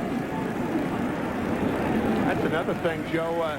Mendoza throws so many strikes that often 0-2 he gives the hitter too good a pitch to hit. He's thrown 4 straight strikes since coming in. The curveball that he got over on the first pitch, and then 3 straight fastballs. Again, the Yankees trying to get him to waste one, make it close, to have a hitter reach for a strike with the count 0-2. A jam shot, pop-up, Soriano, 2 out. And now they can pitch around Giambi and work on Jermaine Dye. I think this is just a walk. 4 fingers go up for Posada. That's my guess. Yep.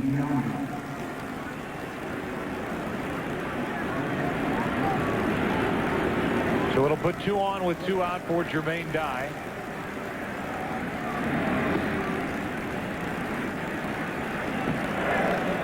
The key for the Yankees in Mendoza was getting Tejada, giving them the opportunity to do this with one of the most dangerous hitters in the game today, Jason Giambi. The Yankees walked Giambi 7 times in the division series last year. He's being walked for the 2nd time tonight and 3rd time in this series, even with Jermaine Dye hitting behind him.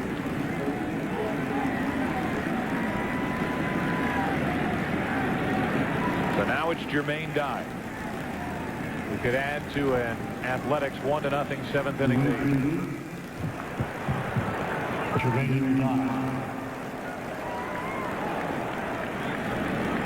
Dye is walked, line to right, and was robbed of an extra base hit and a diving play by Brocious back in the 5th.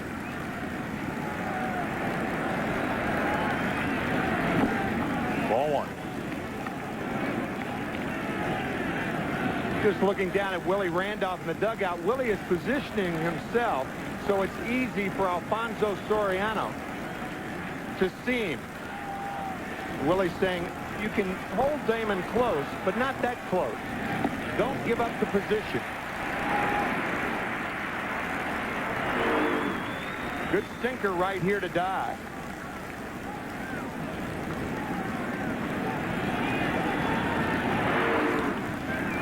One ball, 1 strike, 2 on, 2 out.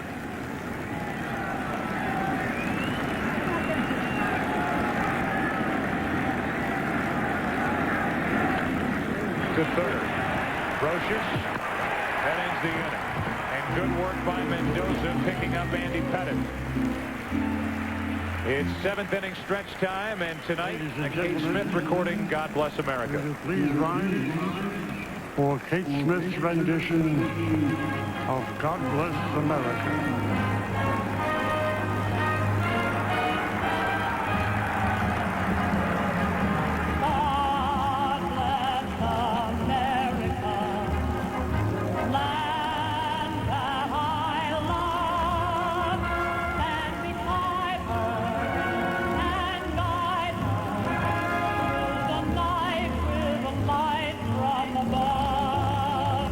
From the mountain to the prairie to the ocean, white with foam. God bless America,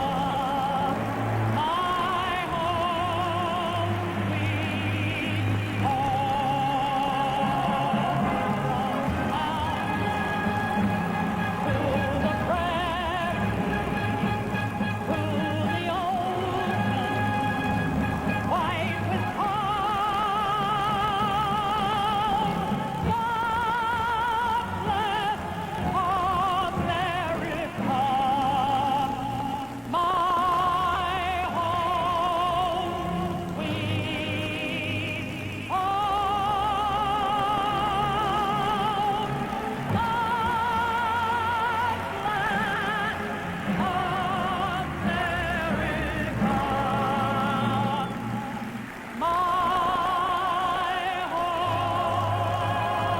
sweet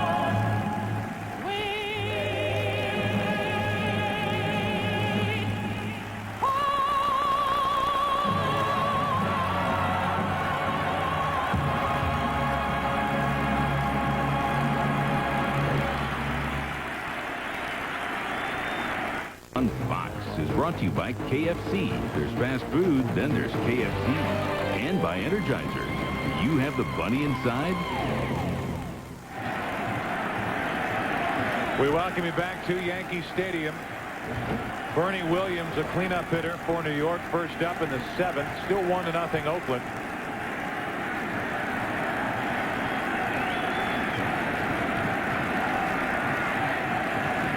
Tim Hudson back to work. Ball 1. The Athletics have stranded 9. The Yankees have had few runners to strand. 3 hits and a walk. A double play mixed in.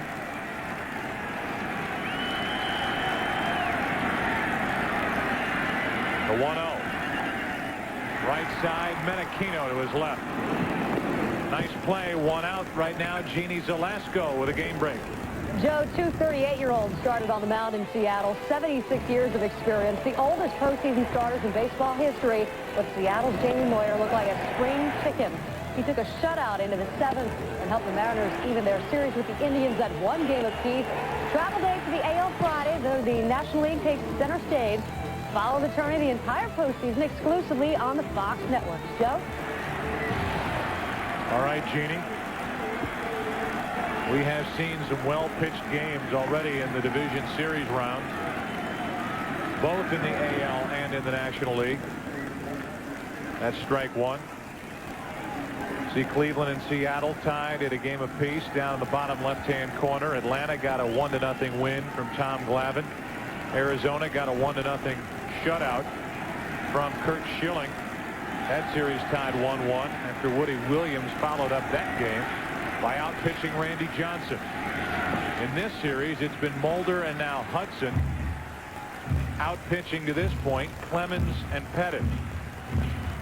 And in the bottom of the 7th with 1 out, nobody on, Tino Martinez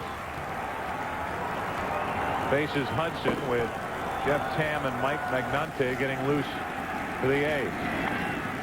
Right side base hit. Tying run is on for New York.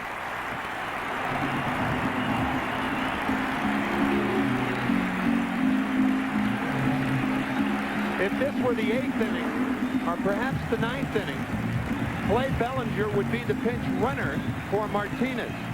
But since it's only the 7th, and there's a chance that Tino could come up in the 9th, Joe Torre will allow him to run for himself. I'm sure Art Howe is at least considering bringing the left-hander into the game. With Posada the switch hitter and Justice to follow. Hudson has been so good tonight. Art Howe willing to stick with a 26-year-old Tim Hudson. Jorge Posada takes ball 1.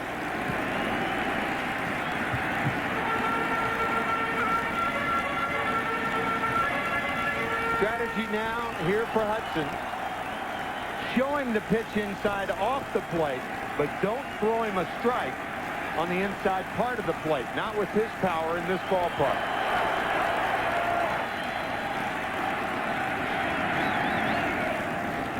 Off the hands, 1 ball, 1 strike. That pitch surprised me right there. I think it surprised Posada also. Right in on the hands.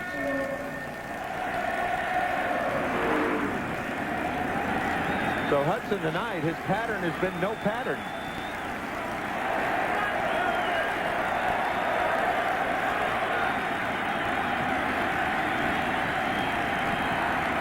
Tying run at first.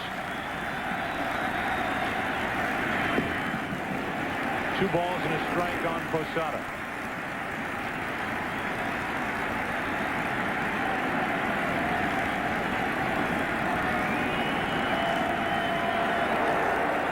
Spencer getting ready. Right now it's Posada. The go-ahead run at the plate. 2-2. He came back inside to Posada. 4 fastballs inside to Jorge Posada in a situation where the long ball can hurt you.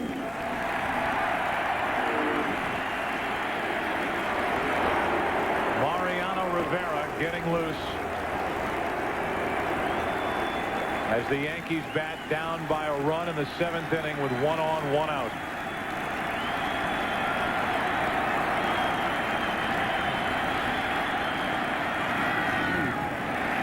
Full count. Tino Martinez will be running right here.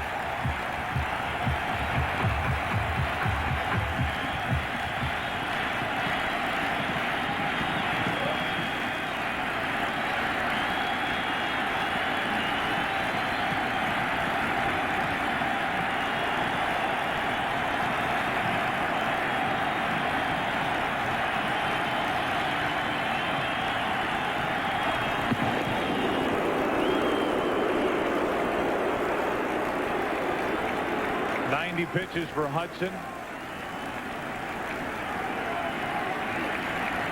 This could be his last batter. Posada with Justice next.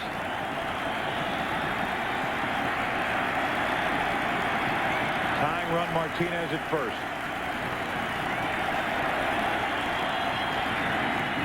Posada pops it up. Jorge Posada screaming at himself as he headed down the first baseline. 2 out.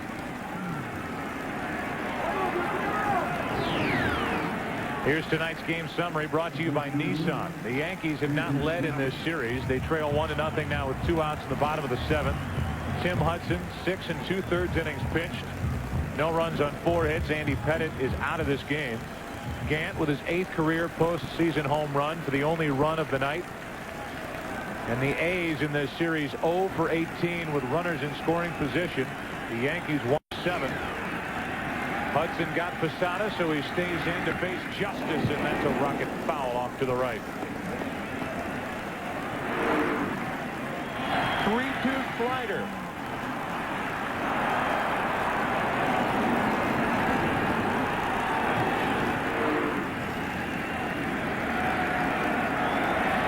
These Yankee hitters frustrated all night by Hudson. Frustrated last night by Mulder.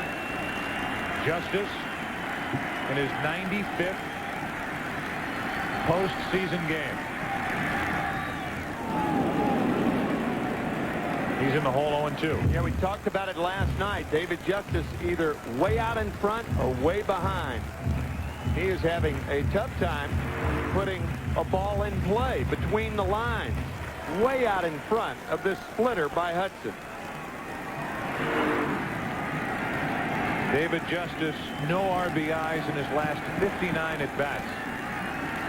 Regular season and the start of this series included.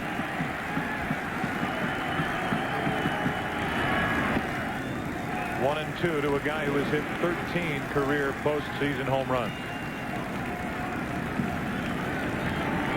One of those won a world championship for the Atlanta Braves back in 1995.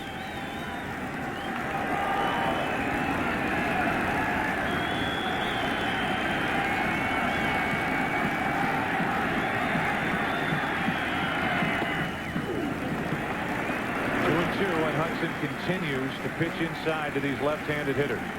Guts of a burglar right there. He has not been working left-handers inside all night. Everything's been away, away, away. Now when the long ball can beat him, he's been pitching both Posada and Justice inside. Fought it off, fouled it off.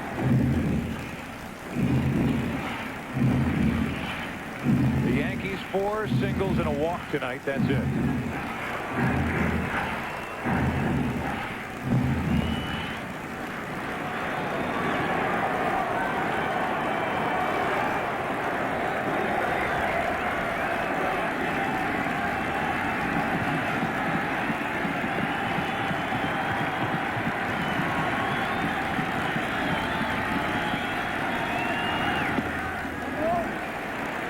And now the runner Martinez will go.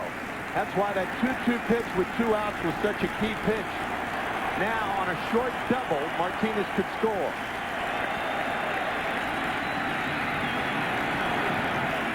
And Giambi's coming in to tell Hudson that he's going to play behind the runner.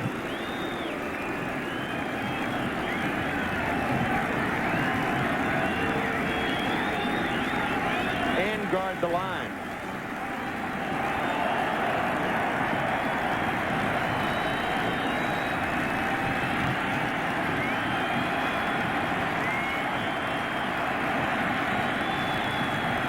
To Justice.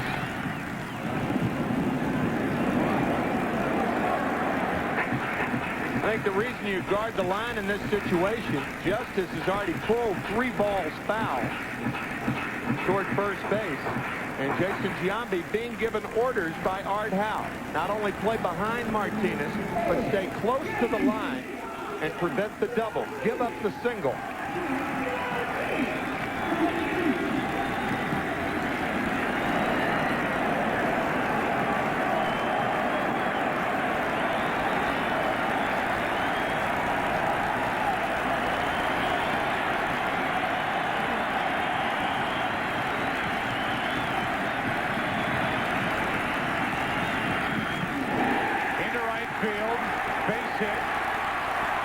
First and third, 2 out.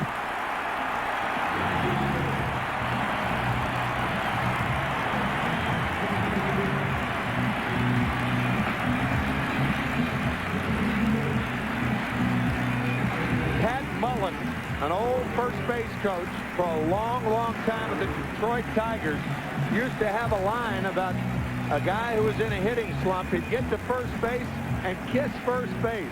I'm sure David Justice feels like doing that right now. Justice mired in a late season funk. Singles off Hudson. 99 pitches on the night for Hudson. Meeting on the mound. And I would not be surprised to see Art Howe turn around and leave that mound and leave Hudson behind him. I think you're right. Tam is ready if they need him, but they're going to stick with Hudson. And it'll be Brocious, who is 0 for 6 in this series, batting with the tying run at third, the go-ahead run at first, 2 out in the bottom of the 7th.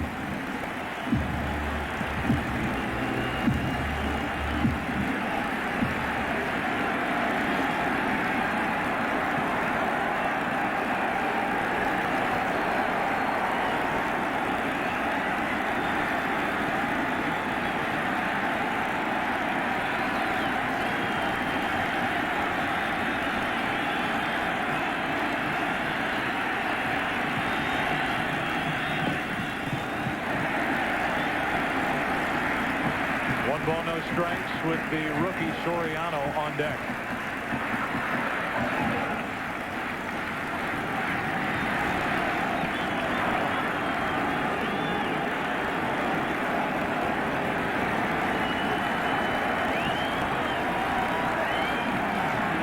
Tying run. Go ahead run. 2 out.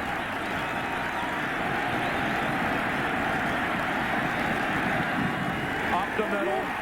Menachino still 1-0. Hudson ran it in on the hands of Brocious, and a weak ground ball up the middle, strands 2. 5 on the night for the Yankees. Into the 8th. A's bat up by 1. Down and in for the first pitch of the 8th inning. Mendoza back to the hill. 1-0 Oakland.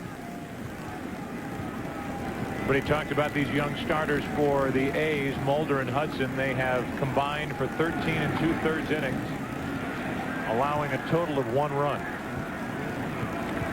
Meanwhile, the Yankees have scored only 3 runs in 16 innings played, while their 3 and 4th place hitters are 1 for 14. 1 and 2 on Chavez with Jeremy Giambi in the on-deck circle. Chavez has to be relieved. As you look at Mark Mulder, last night's starter, Chavez relieved that Andy Pettit's not out there. Pettit made some pitches on Eric tonight, striking out twice, flying to left.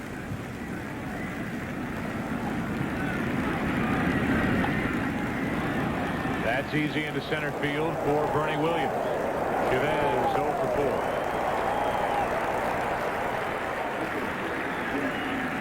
And Jeremy Giambi will bat for the man who provided the only run of the night, Ron Gant. In the fourth inning, the fourth leadoff home run of this series for the A's. Up, and it just kept carrying back into the seats out beyond the left field wall. And Gant, with that swing, put the A's up 1-0. And Tim Hudson has been tremendous all night. The DH combination for Art Howe. This is Jeremy Giambi, who made the start in last night's game and was 1 out of 4. Rounds to second. 2 out.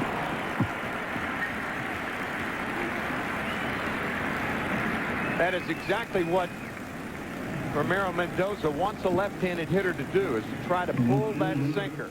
As the ball goes away, the fat part of the bat goes away. You end up playing pepper with that second baseman all night long. Mendoza, a good job in the 7th after a 1-out double by Damon. Came in, got Tejada on a pop-up. They walked Giambi. And Dye bounced into an inning-ending force-out. Ball 1 to Terrence Long, who has 2 home runs and a double in this series.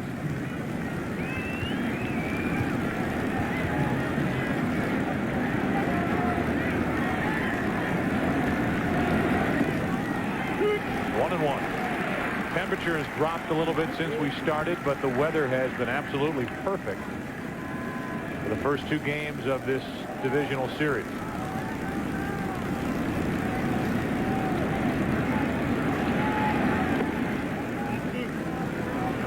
Two and one.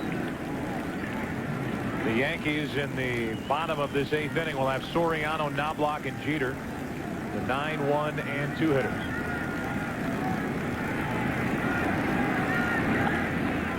That'll get out of play. 2 balls, 2 strikes. The A's have had Tam, Magnante, Messier up for a short while. You wonder if Hudson is going back out there. I would think he would. 101 pitches on the night. The 2-2. Long reaches out and pokes it into left for his 2nd hit of the night and his 4th of this series. How about that pitch? That pitch was about 9 inches outside and about 6 inches off the plate or off the ground. Little punch shot. Fine hitting by Terrence Long. Terrence Long and Scott Brocious have one thing in common, and that is both were traded for Kenny Rogers. Trade back in '97 brought Brocious to the Yankees, the '98 season. And the trade in July of '99 between the Mets and A's sent Terrence Long out to Oakland for Kenny Rogers, who later that season gave up a bases-loaded walk in the NLCS to Andrew Jones to force home the series-clinching run. Braves lost to the Yankees 4 out. 1 ball, 1 strike on Ramon Hernandez.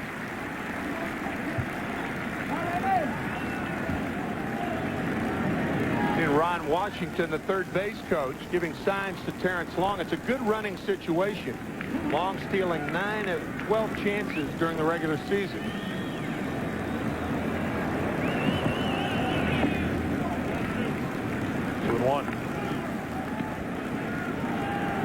The A's weren't shy about running last night with Damon on the bases. Yeah, you have a 1-0 lead, 8th inning. Really not a lot of downside. Mendoza, to be effective, has to keep the ball down, which means it's tougher for Posada to throw. That pop-up, Tino Martinez, good effort. But it's 2-2.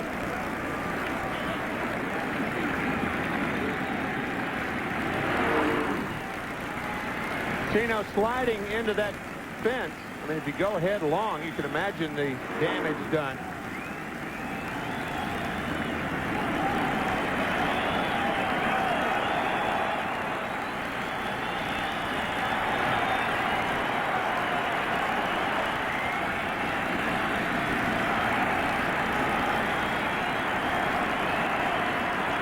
Do they run with long here? Starts and stops, and Hernandez foul tips it.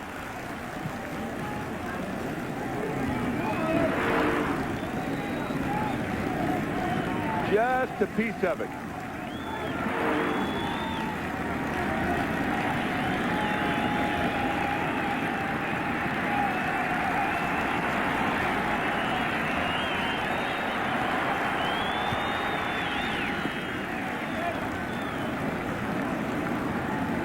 You know, we talked about this being a running situation, Joe, and with the count 2-2 and 2 outs, I don't think you run on 2-2 and 2 outs, because if the next pitch is a ball, then the runner is compelled to run. I think it changes the pitch.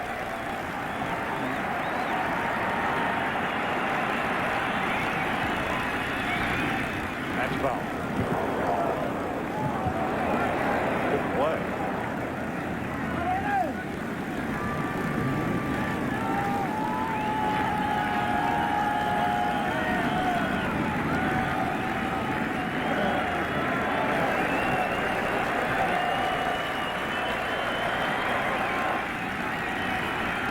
Another 2-2 pitch. Inning over. First strikeout for Mendoza. Alfonso Soriano first up, the number 9 hitter, then back to the top of the Yankee lineup, 1-0 Oakland. IBM, taking e-business and your business to the next level. By Campbell's Chunky Soup, it fills you right up. And by Smirnoff Ice, see where it takes you.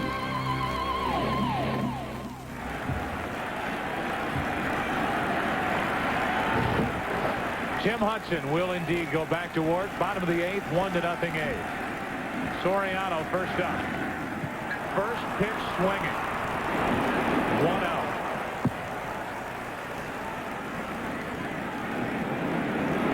Yet another ground ball out for Tim Hudson. The Yankees with 2 fly ball outs tonight win the 8th inning. Knobloch has one of the 5 Yankee hits. It's an infield hit back in the 6th inning on a chopper to third. He tries to get on in front of Jeter. It's Hudson on the mound with Jim Messier ready in the bullpen. He's been warming up on and off. With 1 out, Knobloch takes ball 1.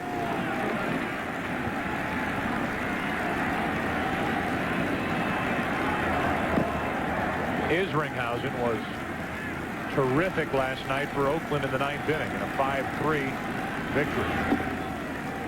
1 ball, 1 strike on Knobloch.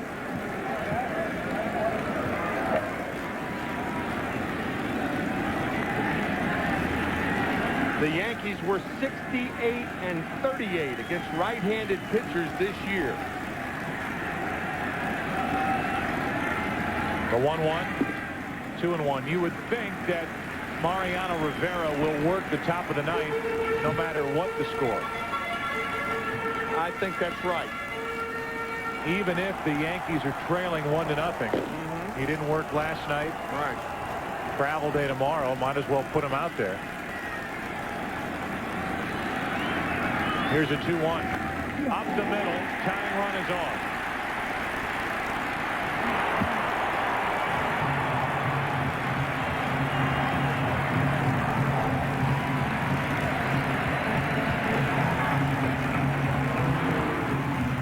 Knobloch with his 2nd straight hit. Hit number 6 for the Yankees. I think one of the big reasons, Joe, that Art Howe is still leaving Hudson in the game is Hudson's ability to throw the ground ball. With that in mind, does Joe Torre open up the hit and run? Jeter with a couple of hits, 5 in the series. A lot of things Torre could do with Jeter right here.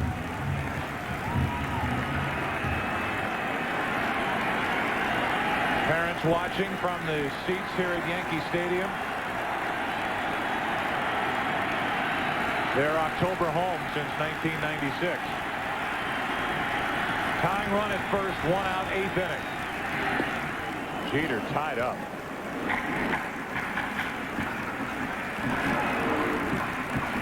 Nasty, heavy sinker in on the hands.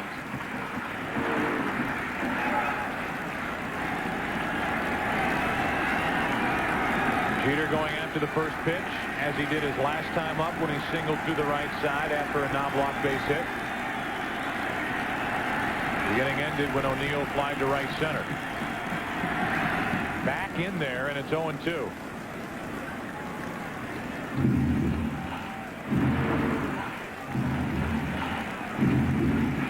Jeter with the shin guard on the left ankle, and that ball looked like it was the right upper thigh. Buried in the face. Kind of a grin on his face. Laugh to keep from crying. So 1 on, 1 out as Schenk the head by Jeter as he's set up at 0-2.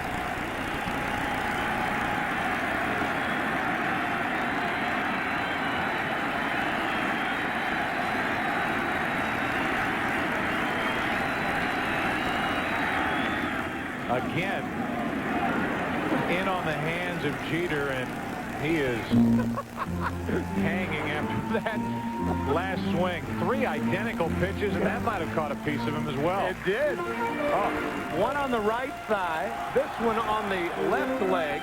Looked like the left knee. Head hanging, shoulders slumping. Somebody is barking at him from the Yankees dugout, trying to loosen things up. They need it right now. Knobloch at first with 1 out.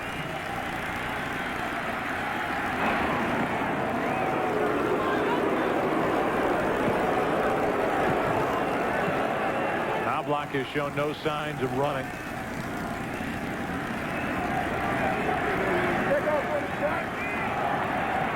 Jeter has to protect the plate with an 0-2 count.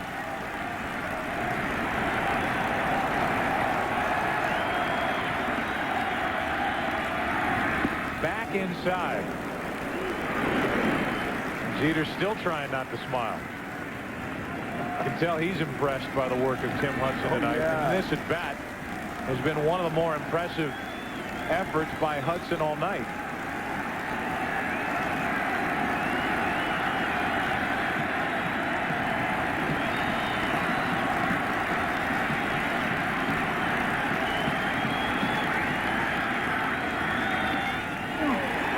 Glove of Hudson. They get the out at second. 1 on, 2 out. And it looked like they went back inside on Jeter yet again. Boy, you talk about pounding a hitter inside. Watch this sequence. Inside. Inside. Inside. Inside. And that's the inside. Now with O'Neill coming up, Rick Peterson will visit the mound. Not only does Derek Jeter make an out, but he has 2 sore legs that prevent him from running.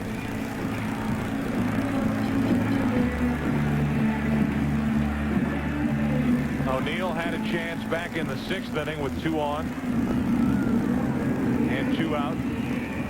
Took a 2-0 pitch for a strike, eventually popped up on a 3-2 delivery.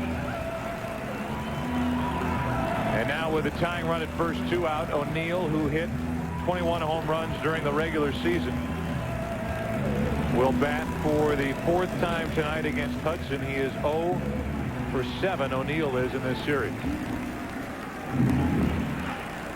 The 3-4 hitters, 1 for 14 in the first 2 games of this division series. The one was the Tino Martinez home run in last night's 8th inning.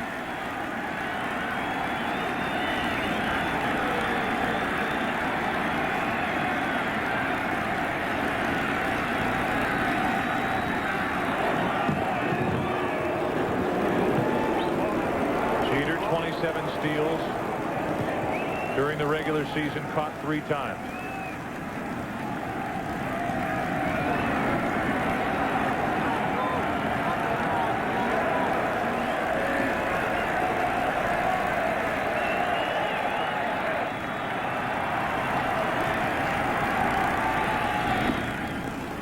.93 from Tim Hudson Over 110 pitches on the night. Just blows this ball right by Paul O'Neill. Up and away.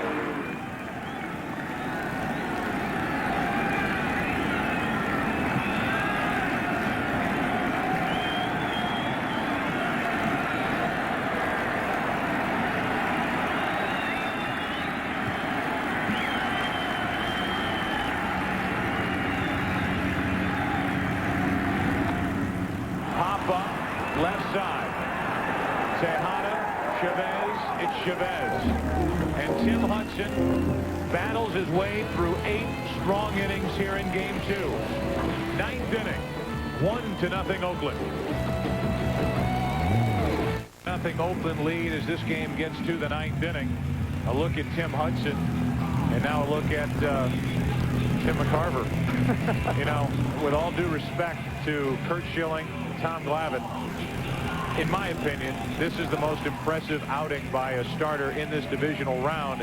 Doing what Tim Hudson has done on the road, trying to make it 2-0 here in Yankee Stadium with all the emotion here, has been just amazing. When you think of this young pitching staff, you have to think back to the Oakland Athletics of the early 70s. They had 3 20-game winners in 1973. Catfish Hunter among them, and these 3 guys can match up with anybody. Mulder's great performance last night, Hudson tonight, and it looks like that's it for Hudson, as it was for Mendoza. Menachino leads it off and fouls the first pitch away from Rivera. The A's are now facing one of the best relief pitchers in postseason baseball history. 4-0 with 19 saves, 15 of which have been more than 1 inning. An ERA of 0.71. Used to set up Wetland. Now he is the closer for these Yankees. As the closer for the A's, Jason Isringhausen gets loose. 1 ball, 2 strikes. It'll be Bernie Williams, Tino Martinez, and Jorge Posada for the Yankees in the bottom of this 9th inning.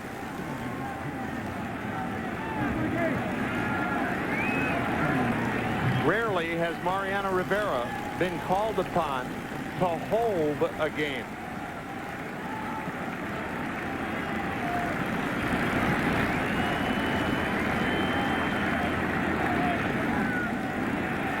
Still 1-2.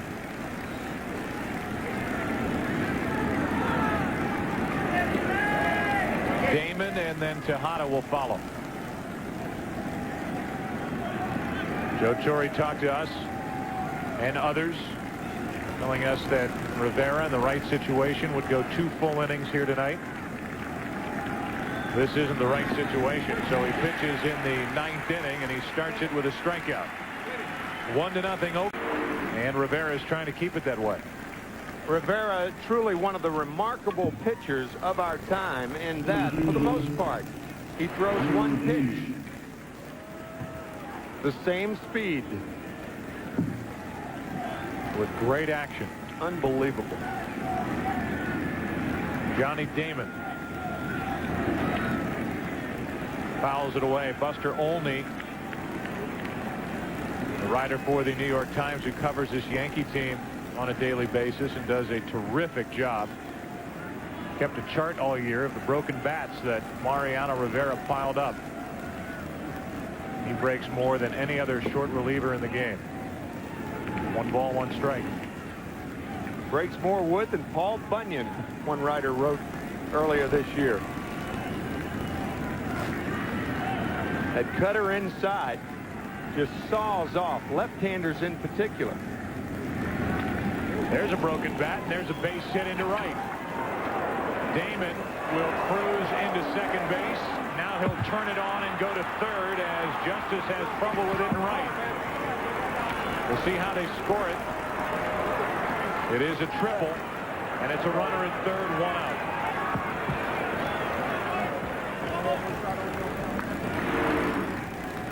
You're right, Joe. Was a broken bat in on the trademark the 6th hit of the 2 games for Damon. And once Justice has a little trouble picking it up, Johnny heads to third. That's a big base right there, second to third with 1 out, because that's got to bring the infield in. The infield is in for Tejada.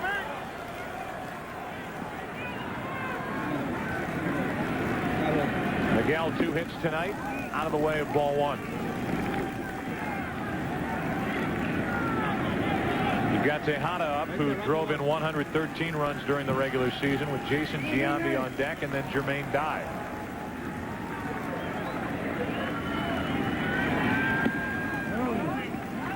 Two balls, no strikes.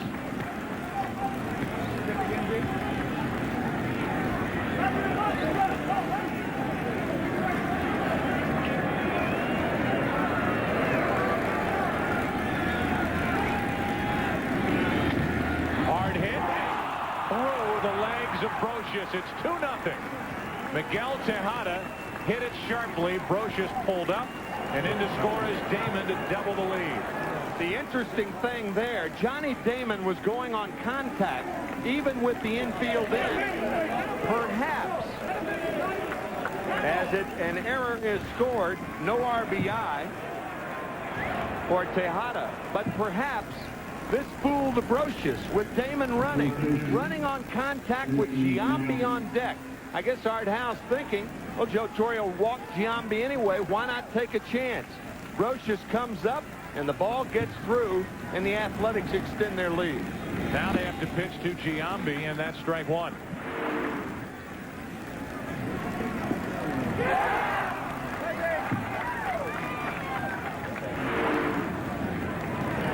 So Tejada, and maybe an error on Brocious. That ball was hit hard.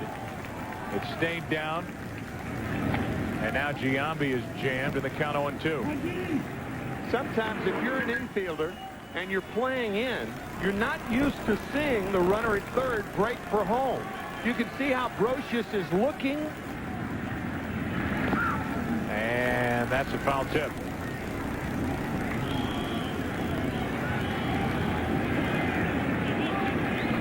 The A's are still hitless with runners in scoring position because that was an error, but they couldn't care less. It's 2-0.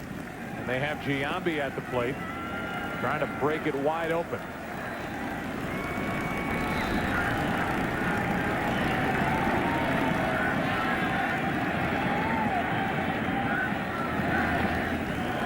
Tino Martinez, Jeter. Tino Martinez, 3-6-3, and the inning is over. But a big run scored by Oakland. Triple by Damon, scores on the error, 2-0 A's. Isringhausen will try to close it for the A's. Last night in a 5-3 game, struck out Justice. Got a pop-up from Brocious. Struck out Soriano, throwing 97. The former New York Met, part of Generation Next, coming up with Pulsifer and Wilson. It's Isringhausen for the A's. It's Bernie Williams for the Yankees. Ball 1.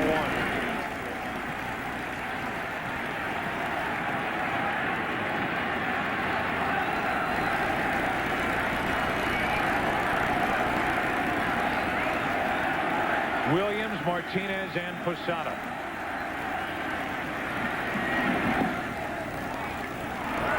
One ball, one strike. Bernie Williams should have been taking that pitch. It's inside. The Yankees trail by 2. A walk, indeed, is as good as a hit. If he's taking, it's 2-0.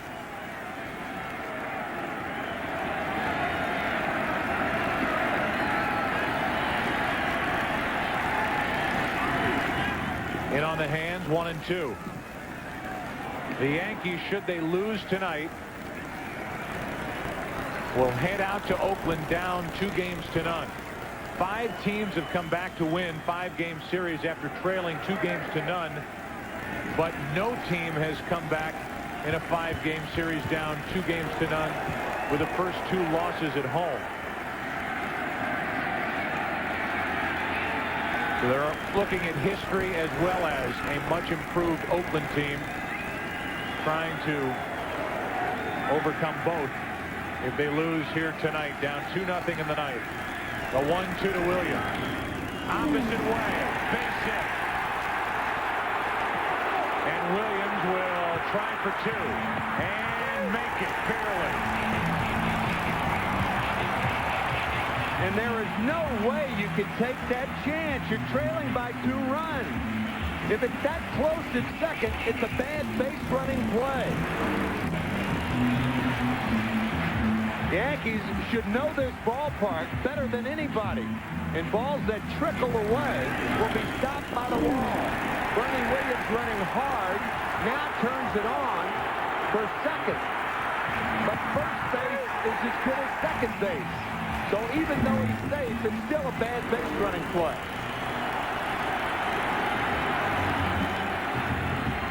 Now Gino Martinez.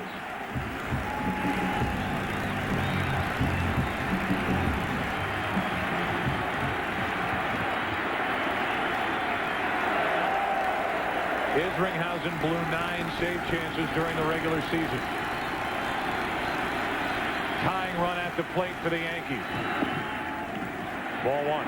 One of the more excruciating losses for Isringhausen and the A's last year, August 8th, when the A's led by 1 coming into the 9th inning. A home run by Bernie Williams tied it, and David Justice won it with a homer.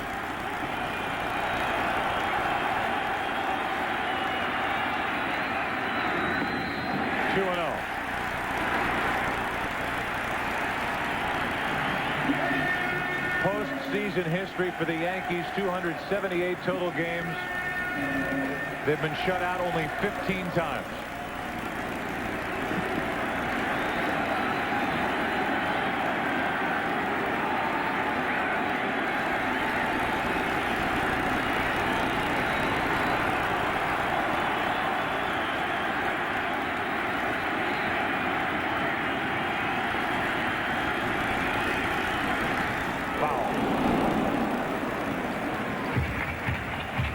Boy, does that run that the Athletics scored in the top of the 9th inning loom large right now.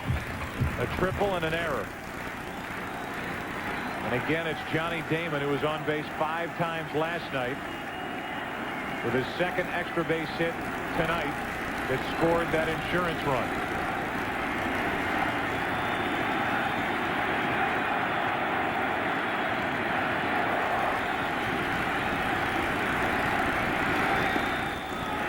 Just tie for ball 3.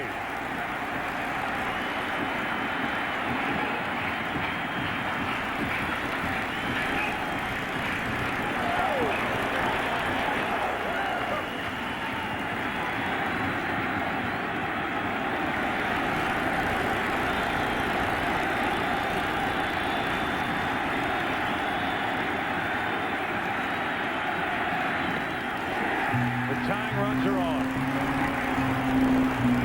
Joe, you may see a pinch runner for Tino Martinez. It could be Clay Bellinger. Yep, that's who it's going to be. Because the trail runner in this instance represents the tying run.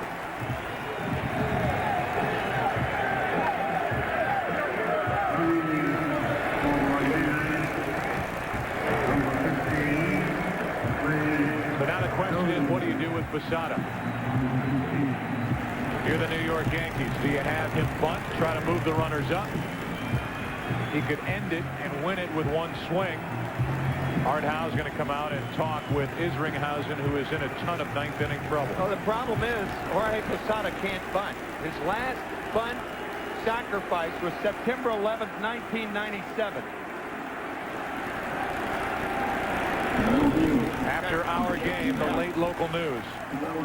So over 4 years before Posada, or the last time that Posada had sacrificed. So he will be happy.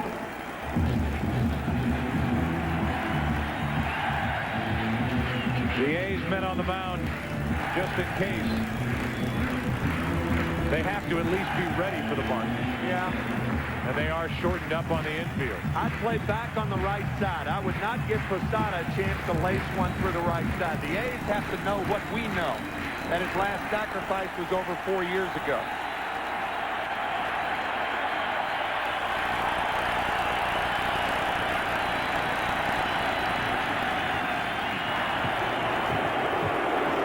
Trying to make Posada give away something at the plate.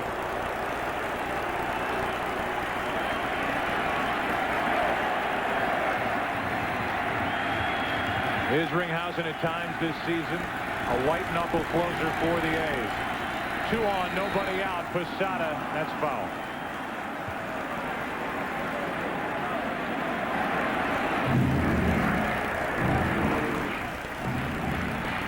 High fastball inside. Fouled off.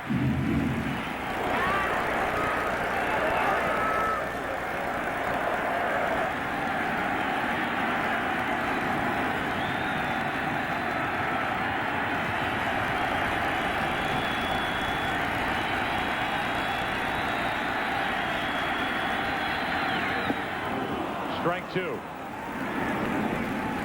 Geared up for the fastball, and Posada did not get it. Boy, this is a wicked knuckle curveball. From the letters to the knees.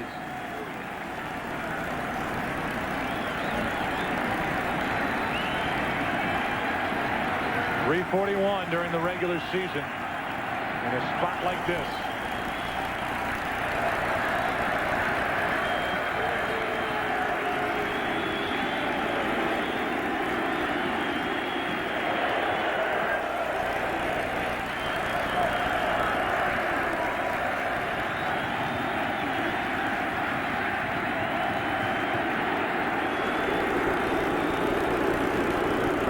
Out to talk to Isringhausen.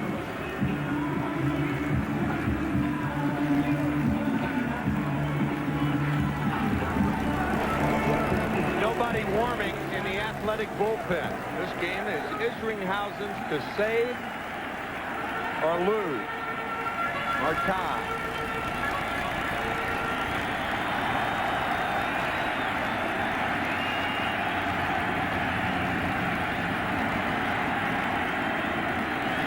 Winning run at the plate. Ball 1.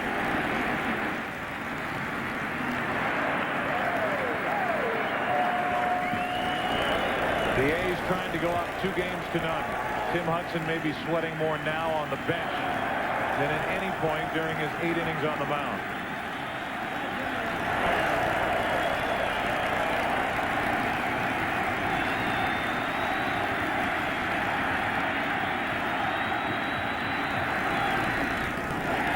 You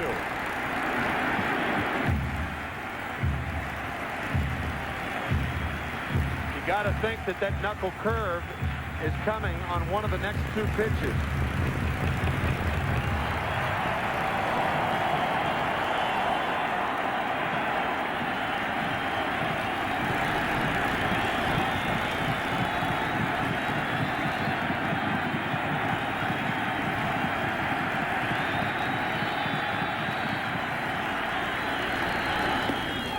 Looking one away.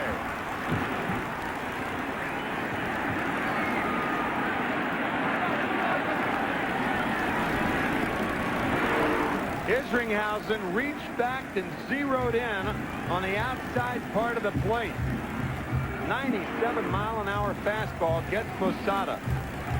And now Jason Giambi comes in to lighten the mood for a moment. How can you find levity in that situation? Whatever he said made Isringhausen laugh. As David Justice at bottom line, 4 out of 14 with 1 home run in his career against Isringhausen. 13 career postseason home runs for Justice. He's 1 out of 3 tonight. As we said earlier in the inning, it was Justice who beat Isringhausen with the 9th inning home run. August 8th, 2000, here at Yankee Stadium. Breaking ball inside for ball 1.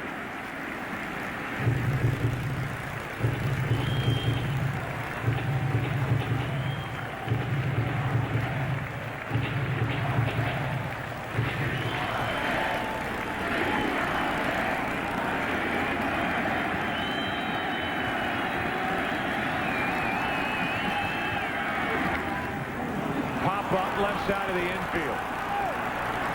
Infield fly rule called. Catch is made by Chavez, and the Yankees are down to their final out.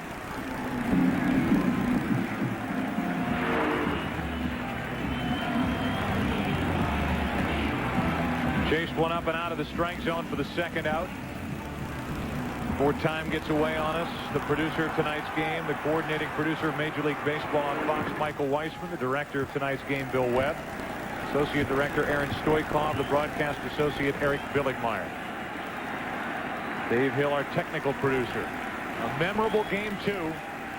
2 on, 2 out. They were on with nobody out. 2-0. Oakland, and it may end that way. On the right side of the infield, and the A's are going home up 2-0. The Oakland Athletics have come in here to Yankee Stadium after losing in the division series to them last year, taking the first 2 games. And like the Yankees were down back in 1996, 2-0 in the World Series going to the away ballpark. They will head in what is a 5-game series, needing to win 3 in a row to get back to the American League Championship Series. Facing a very tough left-hander in Barry Zito in 2 days. For more information on tonight's game and for the latest information on Major League Baseball, go to foxsports.com. For Tim McCarver, I'm Joe Buck. So long from New York. The good young pitching has dominated this series. The A's up 2-0 as the series goes to the Bay Area. Jeannie Zelasco and Kevin Kennedy will be along in the Fox Television Center with some final thoughts after these words. Good night from New York. Hi, everyone. Welcome inside the Fox Network Center. I'm Jeannie Zelasco along with Kevin Kennedy. Your late local news is coming up next, but the real question now is, what is next for the world champion New York Yankees? Trailing the AL Divisional Series 0-2, history is not on their side. Since the wild card came into play, no team has ever gone on to win the series, taking an 0-2 deficit on the road. Well, if any team can come back and do it, it's the world champion New York Yankees. But what I see, Jeannie, in this series, especially tonight, 14 ground ball outs for Tim Hudson. I did not see a lot of good Yankee at-bats. They have to technically do something different. I'm talking about using your legs. To hit a low pitch, you got to go down before you transfer your weight forward. The Yankees are hitting on top of the ball, worm killers into the ground. They're playing right into the hand of the Oakland A's right now, and they really have to make some technical adjustments, and they're not doing that so far in this series. Art Howe looks like a prophet. Let's talk about Joe Torre and maybe some of the changes he may have to make going to Oakland. Well, Joe Torre is such a loyal guy. He may stay with O'Neill in that lineup against Barry Zito on Saturday. He may stay in there with David Justice. I think Shane Spencer has to get in that lineup. A lot of power. This guy can get some lift in the ball. I think they got to play a little bit of their big ball as opposed to their small ball because they're not getting on base. They're not running. They're not doing a whole lot right now. They need another offensive threat, and I think Shane Spencer could be that threat. And the Yankees aren't the only team on the brink of elimination. Could be the same path for the Houston Astros once again. Friday, Game 3 at Atlanta. Shane Reynolds, the 14-game winner, versus John Burkett, making his first postseason start since '96. Tomorrow, it's another full day of baseball, starting on Fox with Game 3 of the NLDS as the Astros try to avoid that sweep. Then on Fox Family, the D-backs take on the Cardinals. Game 3 of their series presented by Budweiser. Major League Baseball season has only one home. Of course, the Mariners will be a part of it for a little bit longer. We know that for sure, at least, because the M's tied up their series with the Indians 1 game apiece today in Seattle. The road to the World Series continues tomorrow across the Fox networks. For Kevin Kennedy, I'm Jeannie Velasco. Good night.